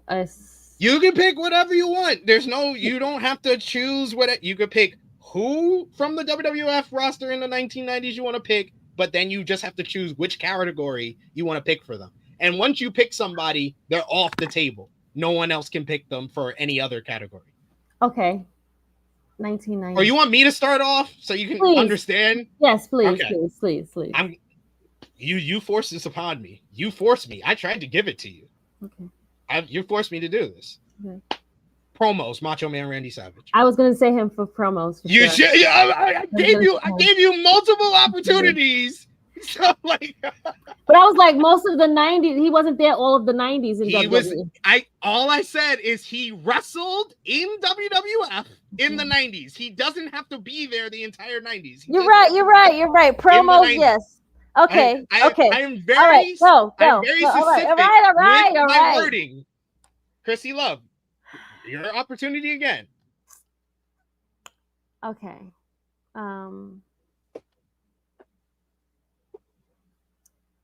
Wrestler. I'm gonna put you on a timer. Okay, fine. Wrestler, I will pick Bret Hart.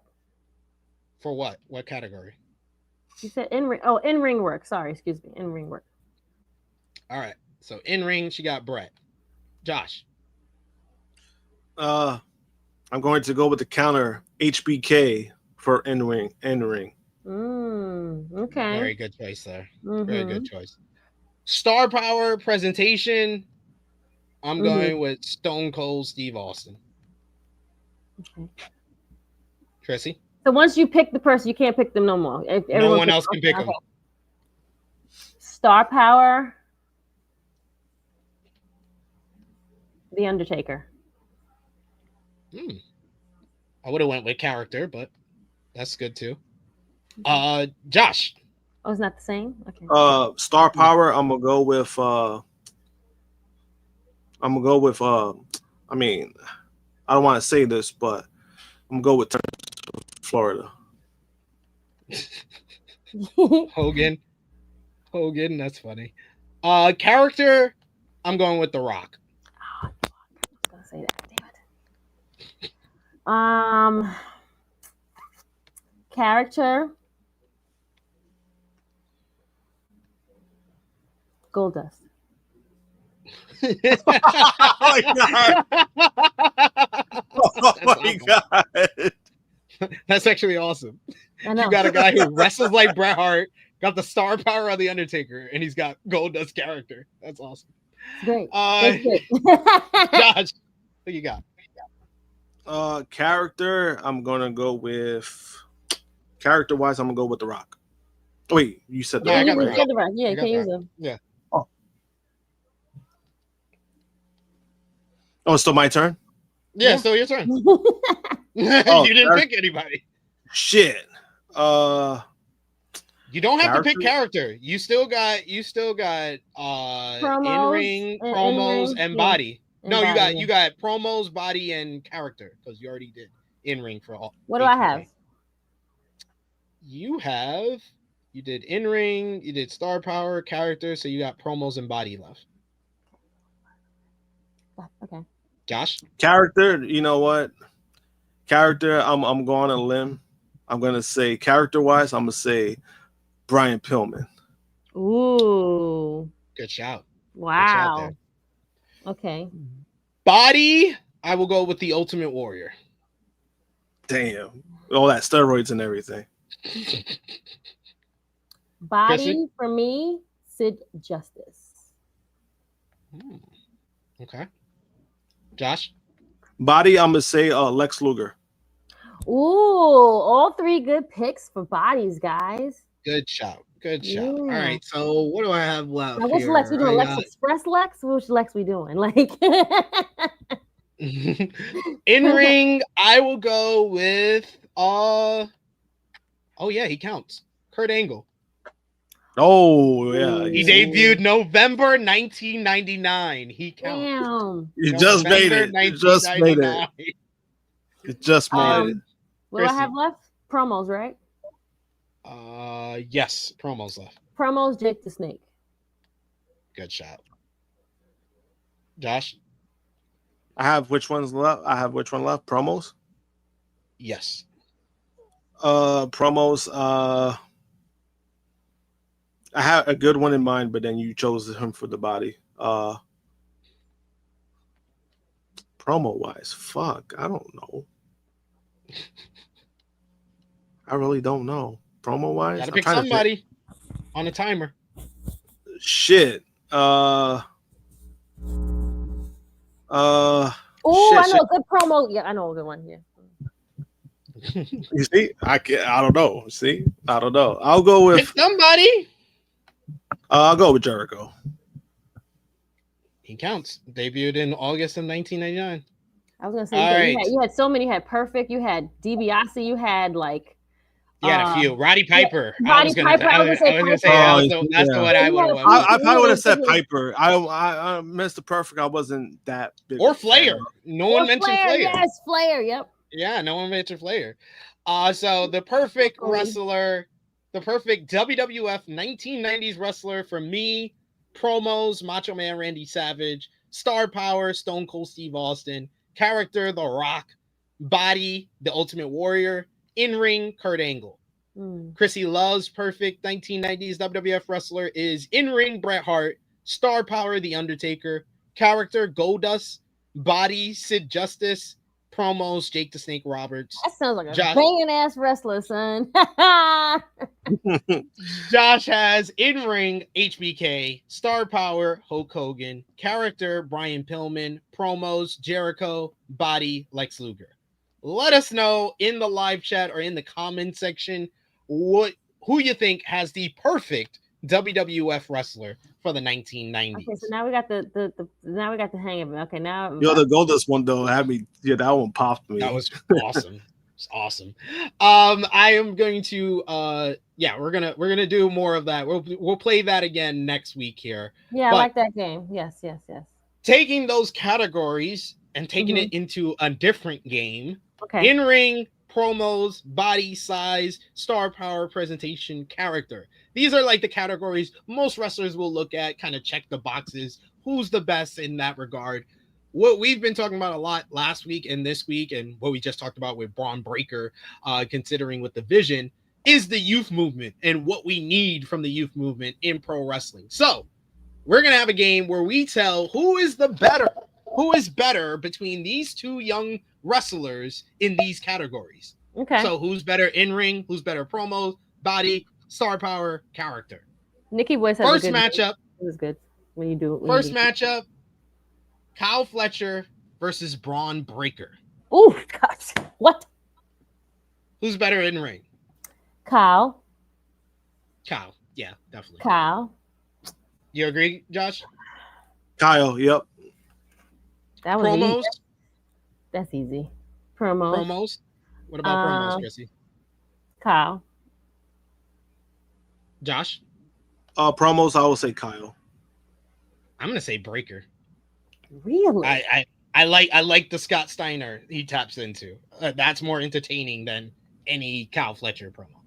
Okay, that's fair. When he taps into like that mode, he's good. It's usually the other stuff that's kind of like, maybe you should stick to the Steiner. Yep, there you go. Body / size. Who you got, Krssi? I'm going Kyle all the way. I say Breakker. Josh? I'm going with Breakker. Star power, presentation. I'm going Breakker again. Krssi?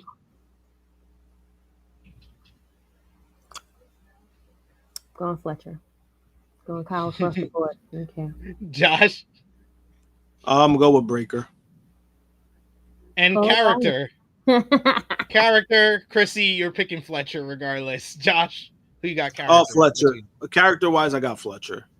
Yeah, I'll take Fletcher there. So for most of us, I guess if we had to count the votes, it's Bron Breakker wins this for the win. Yeah, for the win. Wins this one. Okay. All right. Next matchup. I like this one. Okay. Dominic Mysterio versus Shota Umino from New Japan Pro Wrestling. In ring, I'll go with Shota. Shota Umino. Shooter. Who you got, Josh? I got Umino. Krssi, you don't know who Shooter is? I'm trying to remember who he is. So Shooter was the one that Mox. Remember the one? He was a young boy with that Mox took over. Oh, the dude with the buzz cut. The Japanese dude, yeah. Oh yes. Okay, Shooter. Promos, I'll go with Dominic. Dominic. Body / size, I'll go with Shooter. Star power / presentation, I'll go with Dom. Dominic. Easily. And for the win, character, I'm going with Dom again. Dom wins. Dom was getting booed out of the building. Now people are cheering for him. Are you kidding me right now? They wouldn't even let that boy speak a word. Not only that, but his character, like he's come to his own where now like his promos don't feel forced. Like he just seems like he's himself. Yeah. And I like seeing that, like where he's just like smooth, and even when he's a dick, he's very smooth with it. Mm-hmm. That is like, wait a minute, did he just fucking say that? All right, and then final matchup for this week, good one: Roxanne Perez versus Azumi from Stardom. Ooh, okay. In ring, I'll take Azumi. In ring, Azumi. Azumi. Promos, I'll take Roxanne. Roxanne. Roxy. Body / size, it's different for So women. it's right after, yeah, but today they're kind of like. I'll take Roxy. Azumi. I'll take Azumi because she got the cake. Sorry. Roxy got cakes too, though. But okay. I know fine. she do. But I'll just take Azumi. Okay, I got Roxy. Who you got, Josh? Tiebreaker. I got Roxy. All right. Star power / presentation. I will take Roxanne. Yeah, I'm about to say Roxy. You said star power. Star power. Yeah. I'll leave one with Azumi. I'll lean with that. Not that much. It's not a big gap, but I'll take Azumi.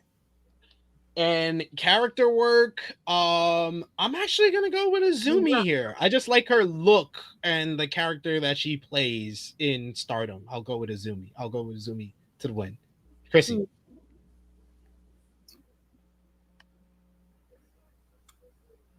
Roxy. Josh, you're the tiebreaker again. Azumi. All right, Azumi wins that one. I like that game. I like that game. I like both games. They were good. Once you got the hang of it. Got one more new one before we sign off, Miss Krssi Luv. Okay. And it's a guessing game. This one should be fun. It is called Guess the Faction based on emojis. Ooh, okay. I like it. I'm ready. Do it. You ready? I'm ready. Krssi Luv, your first stop for the top faction here. What is that top faction? We got an American flag, a shaving tool, and a gas pump. Who is that? What faction is that? Was that the faction with Kurt Angle and Shelton Benjamin and the other guy? You got to know the name of the faction. I don't know the name of the faction. American. No. No. I don't know. I'm lost. Fuck. And let us know in the live chat. Drop a thumbs up as well. We're getting a lot of people coming up in here. So drop the thumbs up on the video and let us know if you know the top faction. American flag, shaving tool, gas pump. Don't look at the live chat. Josh, I don't know. What you gonna guess? What you gonna guess for the top faction? You said American hammer. Gas. It's an American flag, a shaving tool, a gas pump. And a gas pump. I mean, this is definitely like American as fuck. So I'm gonna say American made, just because it feels like it's like a work kind of thing for Americans. You know what I mean? Like, hey, this is America. We work hard, and What's the shaver part then? Like a hammer, people working, motherfuckers doing construction. Okay. That's your last guess? You want to know the answer? Yes, please. I'm probably wrong as fuck, but still. The NWO. What? The American flag, Real American, Hulk Hogan. A Razor Ramon, Scott Hall. A Diesel, gas pump, Diesel, Kevin Nash. You see, you got NWO. me. Okay, you got me. That does make sense. So it's like representing each person. I get it. God. Okay. Fine. All right, Krssi, you're up for our second emoji of faction here. We have a dog. We have a man in a suit. And we have the crazy emoji. Which faction is that? Okay, now you're basing it off of like individuals, so not basing it off of like the name of the group. So. Yeah. It's nothing to do. You have to guess the faction based on the emoji. It has nothing to do with the name. It has to do with the members. Who's the faction? I didn't see. Okay. Division. Okay, that's your guess, Josh. Mine's of the Shield. Ooh. Ding, ding, ding, ding, ding, ding, ding. Josh got it. It is the big dog. A guy in a suit, Seth Rollins. and lunatic friend. G. Ambrose, the Dean crazy Ambrose. one. Okay. All right. You will go first, Josh, for this next one then. So we got third one up. We have a bowl with something in it. We have a stack of pancakes, and we have a instrument. Oh, New Day. New Day. That's New Day.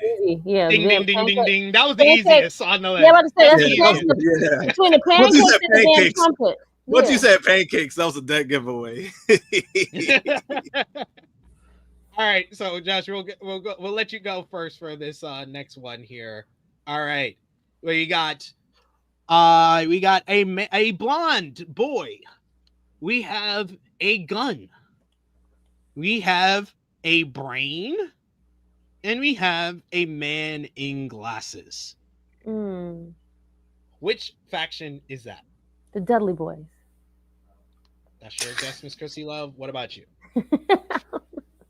The Dudley Boys. I don't know. Oh my God. So this means that there's 4 people there. It means that Okay, the faction okay. is 4 people listed from the faction. Okay. I'm going to say, the 4 Horsemen. Yo, Josh is good at this game. Fuck yeah, he got it. He got Glock it. Anderson. Glock Anderson. Anderson. You know what? Oh my God. Blonde The man blonde. with Nature layers. Boy. Nature The Boy. glasses is JJ Dillon, and the brains is Tully Blanchard. Got it. Yeah. Okay. Oh shit. I was like, wait a minute. That's a The good Glock. one. The gun's the one. I was like, wait a minute. Like that's the one that got me. The next 2 might be easy, so I'll let y'all run through this. We have a Hawaiian flower.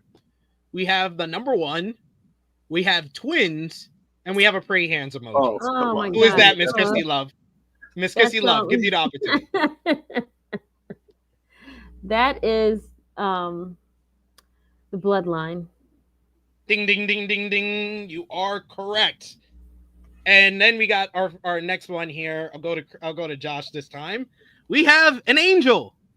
We have a smiley face with a cowboy hat and 2 horses or deers. Oh, that's a D. Yeah, those are easy. Those are easy ones. Now I want to see if y'all can get this last one here. The last one. I think that's the one that I saw that one like from the beginning. I'm like, oh shit, I don't think I'm gonna get that one. We have a rainstorm. We have a flame. We have a star. We have a Mexican flag. We have someone putting their hands over their ears, and we have a bald smiley face. I guess. It got to be wait a minute. It got to be the Don Callis family. Ding, ding, ding, ding, ding. That is correct. He said bald head. I was like, wait, they do have a Mexican. They have a few Mexicans, They have a actually. few Mexicans. Yeah. How y'all like that one? Oh, that was good. fun. That's hard, but it's good. Once I understood what you meant, I was like, all I right. thought you do those games where you gotta like that NWO threw me for a loop. So it's like the things are the people. I thought it was like the symbols of how you make the name. I've never played it that way. So okay, now I actually like it. I actually like it. Yeah. Yeah, I like that one. I like that one. I like it. All right, I gotta come up with some new ones now. That was all I could come up with for the first time. Yeah, All right. GPT. Yes, Miss Krssi Luv, let everybody know where they can follow you on social media and when they shall see you again. You will see me back here next week. Yeah, next week. Yeah. Okay. Yeah. It's Krssi Luv _1. Tru Heel Krssi Luv. Just my plain old name. Thanks, guys. See you soon. Thank you, as always, Miss Krssi. We always love having you on the show, and we will see you next week. See you later. Laters. But we got to continue on because we got more news to discuss, especially concerning Seth Rollins and the plans being changed in WWE. While WWE did a hard pivot on Raw in terms of the vision turning on Seth Rollins, that was reportedly the only major rewrite for the show. The main event saw Bron Breakker and Bronson Reed turn on Seth Rollins. CM Punk won a World Heavyweight title shot before the turn happened. WWE's decided on the turn due to Rollins suffering a shoulder injury. Wrestling reporter Ibu of Self-Made reports that it was the only major change to the show on Monday. According to Ibu, WWE did no major rewrites until the end of the show, and creative already planned the backstage segment with the Vision, featuring the Vision. WWE simply added the ending to the show to trigger the turn on Rollins. The report states that Bron Breakker's turn was supposed to happen months later. Ibu says that the plans had Brock Lesnar being part of the angle so he could work with Breakker. WWE has not yet made a decision on what to do with the World Heavyweight Championship, and they have not yet decided on what to do with the men's War Games matchup that will need to be changed at Survivor Series in November. John Cena could be winning the one title that has eluded him his entire career. The Wrestling Observer newsletter had a new report where Dave Meltzer added that Cena would basically is in line to face Dominic Mysterio at Survivor Series. Cena would then go on to defend the Intercontinental title against Gunther in his final match in December. Interestingly enough, Cena has never won the IC title in his career, though he has won the WWE Championship 14 times and the World Heavyweight Championship 3 times. He is currently on the last leg of his retirement tour after being squashed by Brock Lesnar at WrestlePalooza. Fans have been clamoring to have a match between Cena and Styles. That went down at Crown Jewel, with the bout drawing a lot of acclaim from fans and pundits alike. Then on Friday, John Cena confirmed that he will be hanging up his wrestling boots on December 13th, 2025. The 17-time world champion is set to wrestle his retirement match at Saturday Night's Main Event on December 13th. The event will take place at Capital One Arena in Washington, D.C., with the franchise player's final opponent yet to be announced. Cena says that he is a man of his word going into that. On Friday, he took to social media to say that he will in fact have his last match on December 13th, and he will not go back on his promise. He says, despite any speculation or rumors, on July 6, 2024, I announced I would retire from WWE in-ring participation. I am far from perfect, but I strive to be a person whose word has value. December 13th, 2025 will be my final match. I am beyond grateful for every moment WWE has given me. I am excited for December 13th and look forward to seeing all of you one last time. So Cena and Dominic seems to be the plan for Survivor Series. Do you think that Dominic is deserving of one of John Cena's final matches? It's kind of hard to say because I mean it'll be a new matchup, but as far as him having an IC title, and if that's the plan, then I mean, hey, he's the IC champion, so yeah, he's deserving. Makes sense. WWE superstar and former WWE champion AJ Styles recently confirmed he plans to retire next year. But plenty of wrestlers have gone back on their retirement plans. During the latest Fightful Select Answers Q&A, Fightful's Sean Ross Sapp commented on the possibility of AJ Styles possibly leaving WWE next year and going to AEW before his retirement. According to Sapp on the Fightful Weekly Q&A podcast, there's a very slim chance of AJ Styles joining All Elite Wrestling after WWE once his contract expires. Sapp reports that Styles' current contract with WWE was originally scheduled to end in early 2026. However, he noted he was unsure if WWE has since opted to extend AJ's contract or not. Sapp also reports that most people close to Styles believe he will finish out his career in WWE, as the wrestler and former Grand Slam champion has appeared happy to be there for a while. Styles has also been discussing retirement since as far back as 2019 during his last WWE contract renegotiation period. Should be interesting to see who AJ Styles eventually retires against, but I don't think we're going to get that AJ Styles AEW run. What do you think? No, I think AJ's very content with where he's been at. If he wants to finish his career in WWE, he has every right to do that. The man's about to be there almost 10 years already. That's a long time. So, whatever he decides to do, I think WWE, I think he's very content with it being WWE. He even said that he's planning to work for the company. Like, he did mention that, like, even post wrestling, if there's any kind of aspect of working with WWE, he's going to do. So I don't see him going anywhere else. I think AEW would be like a pipe dream for a lot of people. Maybe one last time, Samoa Joe versus AJ Styles, that would be fun. But I think he's very content. I think he's very content of where he's at. I just wanted Will Ospreay and AJ Styles in this generation. I just wanted AJ Styles and Kenny Omega to finish their story. But money does talk.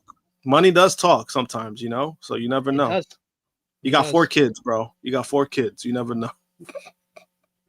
Rey Mysterio looks like he could be returning to WWE soon. The WWE Hall of Famer resumed training at the WWE Performance Center in Orlando, reports PW Insider Elite. He suffered a groin injury on SmackDown in April and has been out ever since. The WWE Survivor Series in November, which takes place in Rey's hometown of San Diego, could be a good spot for his potential return to the ring. While Rey has been away, his son Dominic Mysterio has continued to evolve into a major WWE star. He currently holds the promotion's WWE Intercontinental Championship and currently holds the AAA Mega Campeon. His daughter Ilja recently ran the ropes at the WWE Performance Center. Perhaps decides she'll be wrestling in the future as well. So, not going to be the end of the Mysterio family in WWE, it seems. Then you had WWE NXT this week. The show did 690,000 viewers, so really bounced back from last week. The show featured Ricky Saints issuing a challenge to Trick Williams for the NXT Championship. Trick accepted the challenge, but wanted his title match at Halloween Havoc. This led to Williams attacking Saints from behind backstage to soften him up for the title match. Josh Briggs picked up a win over Matt Cardona in a rock-solid affair, while Dr. Wagner Jr. defeated Lexis King. Post-match, Wagner Jr. versus Ethan Page was made official for the North American title next Saturday at Halloween Havoc. Blake Monroe picked up her biggest win to date over Zarya in a decent little matchup, while OTM made their return by attacking Chase U, The Culling, and Hank and Tank during their 3-way number 1 contenders matchup. Backstage, you had Stax convince his new girlfriend, Ariana Grace, to get her father, Santino Marella, to make an X Division title match against Leon Slater for next week's show. Meanwhile, Dark State jumped the Hardys backstage to soften them up for Halloween Havoc when they get their rematch for the tag team titles. And Tatum Paxley won the NXT Women's Championship Battle Royal to become the number 1 contender to face JC Jane at Halloween Havoc next Saturday. Congrats to Tatum Paxley. Unfortunately, we can't say congrats to Ridge Holland. Ridge Holland did not have a good week at all, as he was informed his WWE contract would not be renewed this week. Ridge Holland's WWE contract came to an end and he'll be leaving the company. He posted to Twitter on Monday to announce this. He says, "I've been informed that WWE will not be renewing my contract when it ends on November 14th. WWE is still going to cover my rehab from injury, but my guaranteed pay will end. Quite frustrating to say the least, as I cannot work for another 6 months due to the aforementioned injury with my family of 5 to support. My career with WWE has been blighted by misfortune, but I'm still thankful and grateful for the opportunity and experience. The shining light that has always kept me going is the huge support from a handful of special human beings. Thank you. I'm unsure what lies ahead of me in terms of wrestling, but going forward, I'll be working hard to heal up, and in that time, I will be launching my own online coaching business, so stay tuned. Cheers." Holland signed with WWE in May of 2018 and made his debut in July. He debuted on NXT TV in August of 2020 and moved to the main roster in 2021, where he aligned with Sheamus and Pete Dunne as part of the Brawling Brutes. Holland delivered the belly-to-belly suplex on Big E that resulted in the New Day member suffering a broken neck. E and many others in the company spoke out in defense over the criticism he received. Holland moved back to NXT in December of 2023 and had a run with Chase U, notching a brief reign as NXT Tag Team Champion. He moved to Evolve in July of this year and is currently out of action after suffering an injury in a match against Moose at a TNA Impact taping that will require surgery. His time as a WWE superstar has come to the end. Holland mentioned that WWE will be paying for his rehab from injury. As Fightful Select points out, Holland got hurt while working a TNA booking that was part of his contract. Had WWE not paid for his rehab, it would have quite possibly led to a successful lawsuit from Holland, as had he sought such. The report confirms that Holland's contract placed him at the level of NXT stars. His main roster deal finished in November of last year. He accepted a one-year extension at around $200,000 less than what he had been making on the main roster. He was also not being paid extra for doing a TNA show, which is fucked up. WWE talent who spoke with Fightful were all disappointed that Holland isn't being paid while injured. One male veteran on the roster said this wouldn't have happened before the pandemic. They noted that the matter is a significant concern for many on the WWE roster. Holland suffered the injury during a match with Moose at a TNA Impact taping, which led to Tuesday's Wrestling Observer Radio, where Dave Meltzer commented on Holland's exit and how he thinks Vince McMahon would have handled it if he was in charge. Holland stated on his exit that WWE is taking care of his rehab, but Meltzer stated that how McMahon would have handled releasing Ridge Holland differently. A lot of people go, "Oh, if McMahon was there, he wouldn't be raising ticket prices, blah, blah, blah. If McMahon was there, this wouldn't happen." He continued, and 8 cases out of 10, it's total bullshit, okay? But I will say this. If Vince was there, they would probably not fire him until after he was healthy. Additionally, Meltzer called the new WWE ownership of TKO cold in how they handle WWE releases. He went on to say they are cold. They are out for profits in any way possible. There's no loyalty. Meltzer later added that this is the new normal in WWE. According to Alvarez, during the time Holland was wrestling on NXT, Holland was reportedly only being paid NXT wages despite having already worked on the main roster. In other words, Holland was apparently only making NXT money at the time he was notified his contract wasn't being renewed. This shit is messy. Messy. What do you think about the whole Ridge Holland situation, Josh? It's pretty sad. I mean, I've never been the biggest fan of Ridge Holland, but the fact that this is going on, especially right before he, right after he got injured and he's going to be out for months. I think it's one of those things where it's not only very unethical, but it just looks bad. It looks bad on the company by not only announcing, "Oh, we're not going to renew your contract," but then the guy's out for 6 months. So he can't work. So it's not like he could just jump ship to anywhere else and work. But the fact that you're not going to not only renew his deal, because like you could easily renew his deal. If you're paying him NXT money and he's fine with that, then he was going to be fine with that. Like you easily could have done that. And then whatever you decide to do, you could have, the thing is that you could have even signed him for a year. He's going to be out for half anyway. It's just a matter of taking care of his well-being and his family. But the fact that you decided to do it like this, and for a company that loves to brag about, "Oh, we made this here, we made that here," it looks disgusting at the end of the day. Yeah, can't say you're wrong. You're definitely right there. We did not talk about the Black family today, MCATs, because the Black family only got a small segment, but that small segment of the Black family is going to draw some big numbers on social media. I'm pretty sure the Black family is going to rise and be the best faction in the business. Ladies and gentlemen, introducing the Black family. WWE and TNA Wrestling have continued to work closely with one another, coming off the heels of Showdown last Tuesday. In the latest Fightful Select answers, Sean Ross Sapp noted that he doesn't think WWE is a potential buyer of TNA, pointing to the fact that TKO Group Holdings has not been an asset acquisition made recently. He added that Zolzov buying out promotions like Pride and Strikeforce was a long time ago, and WWE buying out WCW and ECW, etc. was well before the TKO merger.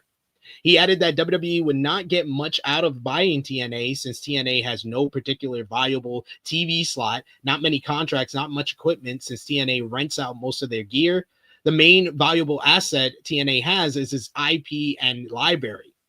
He also noted that WWE buying out TNA could strengthen a potential antitrust case against WWE. Earlier reports noted that WWE has the right of first refusal to buy TNA if another party offers to buy the promotion. TNA currently airs Impact on Thursday night and features talent such as Moose, Trick Williams, Mike Santana, Jeff Hardy, and Matt Hardy, and others on the roster. TNA president Carlos Silva has been hinting recently at a new media rights deal for TNA. And shortly before TNA Bound for Glory was reported by Fightful Select that TNA had let the staff and wrestlers know on the roster that they are extremely close to a TV deal. They were on the 30-yard line before, and now they're really close to the touchdown, guys. They're really close. Which one the fuck is it, Carlos? Which one? Because you saying some. It's basically he's giving us live commentary. He's like, they're on the 10.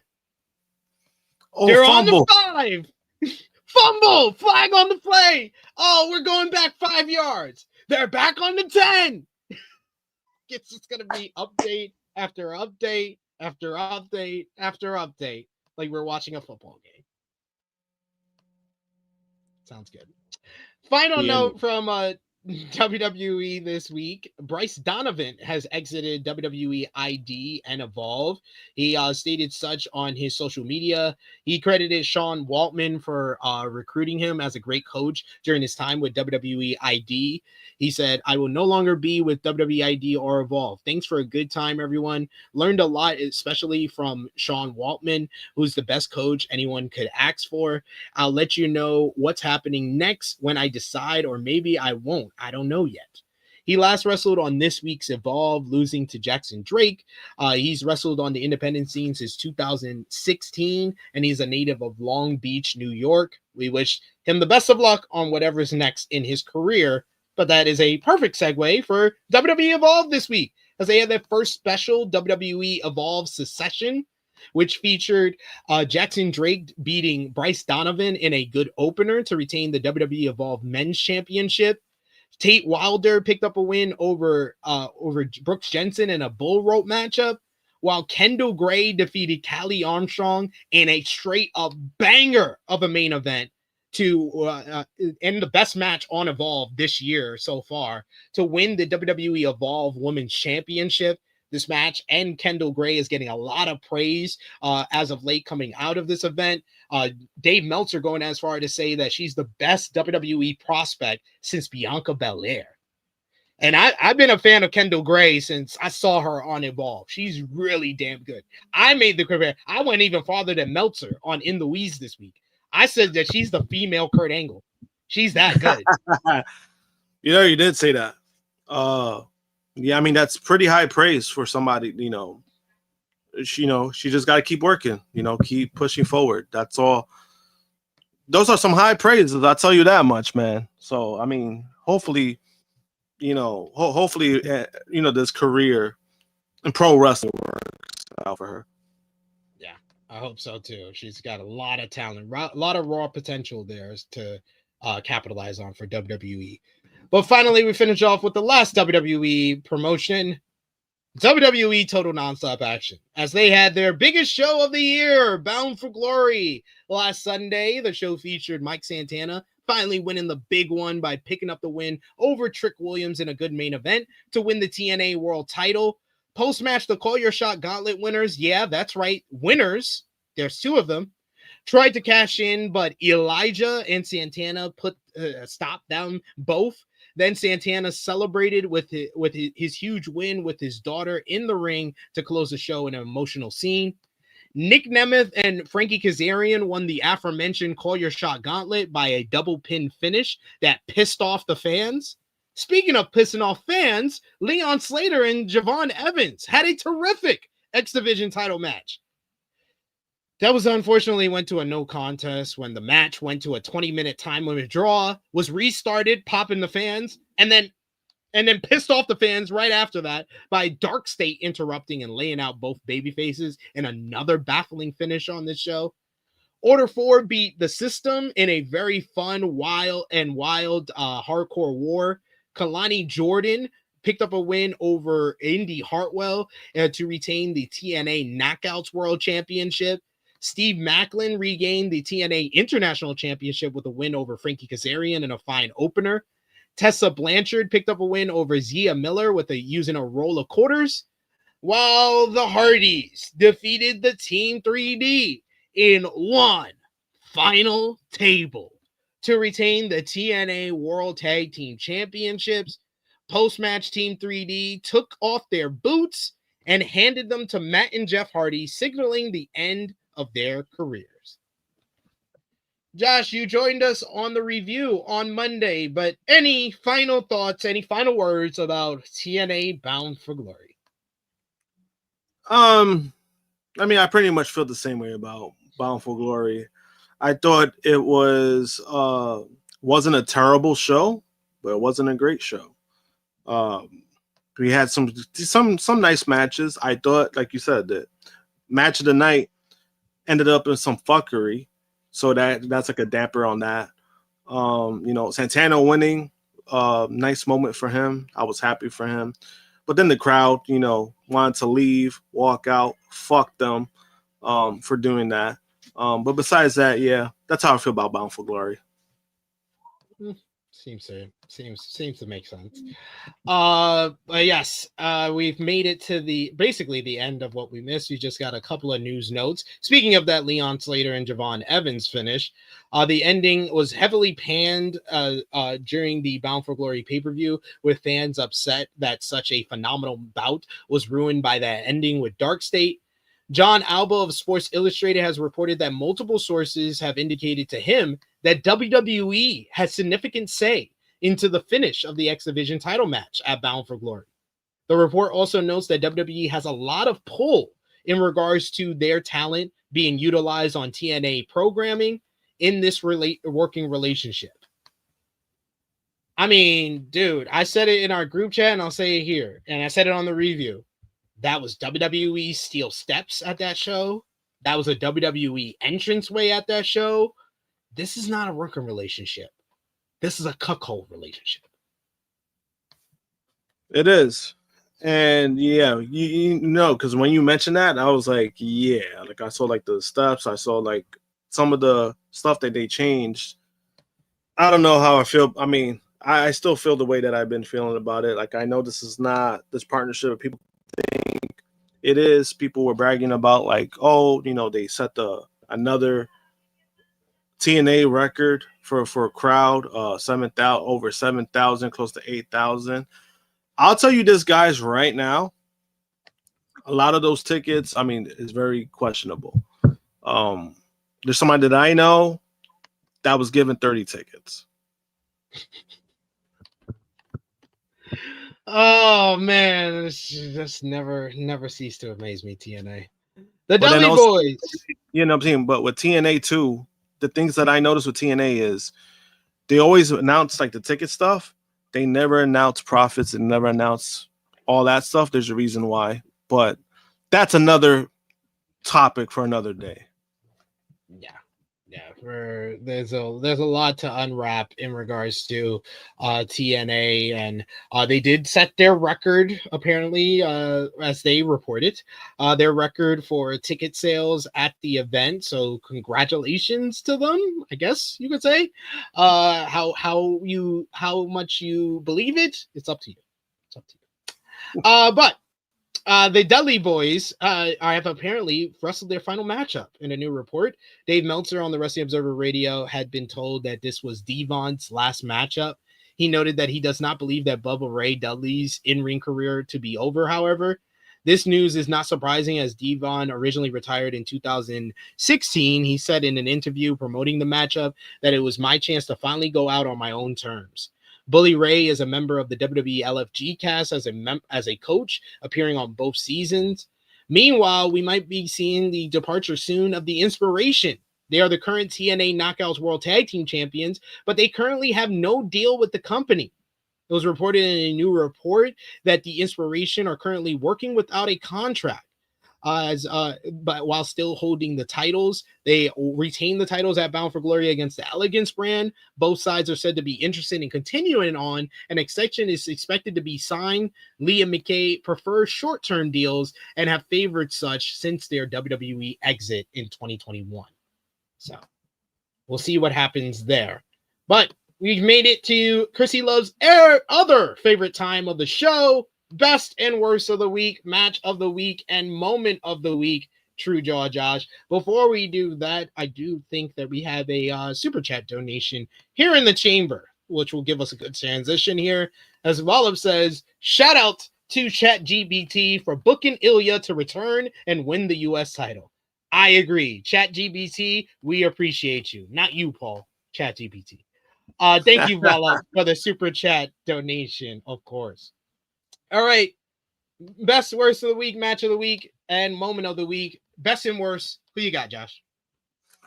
Best of the week. I'm gonna go with Ilja Dragunov coming back last night and then winning. Worst of the week.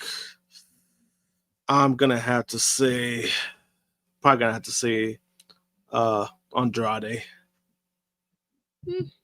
Okay. Best of the week, I'm going with Mike Santana and Konosuke Takeshita. The big two title wins of the week right there. And then honorable mention to Kendall Gray and Ilja Dragunov. Kendall Gray winning the Evolve Women's Championship and Dragunov winning the U.S. title. Worst of the week, I'm going with Seth Rollins. Like Seth Rollins, like what I was thinking of us doing next week for TikTok time is us going through the most unlucky wrestlers in wrestling today. And Seth Rollins might be high on that list. He is unlucky nude. But he did also win something else for the week. Moment of the week, the Vision turns on Seth. That's my moment of the week. It was like God correcting itself. It was so sweet. It was so sweet. All right, matches of the week. I only got 10. I've been doing well, Josh. I'm going on like 3 weeks of just doing 10 matches. I do have 3 honorable mentions though. Santana and Trick, Rhea and Kyrie was very close to making my list. System and Order 4 also from Bound for Glory. But number 10, Omega and Jurassic Express versus Don Callis family from Dynamite. Number 9, Hazuki versus Kogama from Stardom from last Saturday. Number 8, you got Leon Slater and Javon Evans from Bound for Glory. Great match that I would never tell anybody to watch because I don't want them to experience the disappointment that I felt. 7, Mercedes Moné versus Persephone. Absolute banger from last night's CMLL. 6, El Sky Team versus Team Hechicero from Tuesday's CMLL in Arena, Mexico. Great match. I accidentally watched it. I was like flipping around in YouTube and I saw they were live and I turned it on and I was like, oh my God, this is killer. Number 5, KO Bros versus Shooter and Uemura from King of Pro Wrestling. Number 3, Saray versus Shuri from King of Pro Wrestling. Dragunov versus Sammy from SmackDown last night. Number 3. Number 2, Suji and Kid from King of Pro Wrestling. And number 1, I did my research. The only matchup that has 3 times being number 1 for match of the week for me this year. Konosuke Takeshita, Zack Sabre Jr. Match of the year candidate. This is the best out of all those matches that got the number 1 spot. Josh.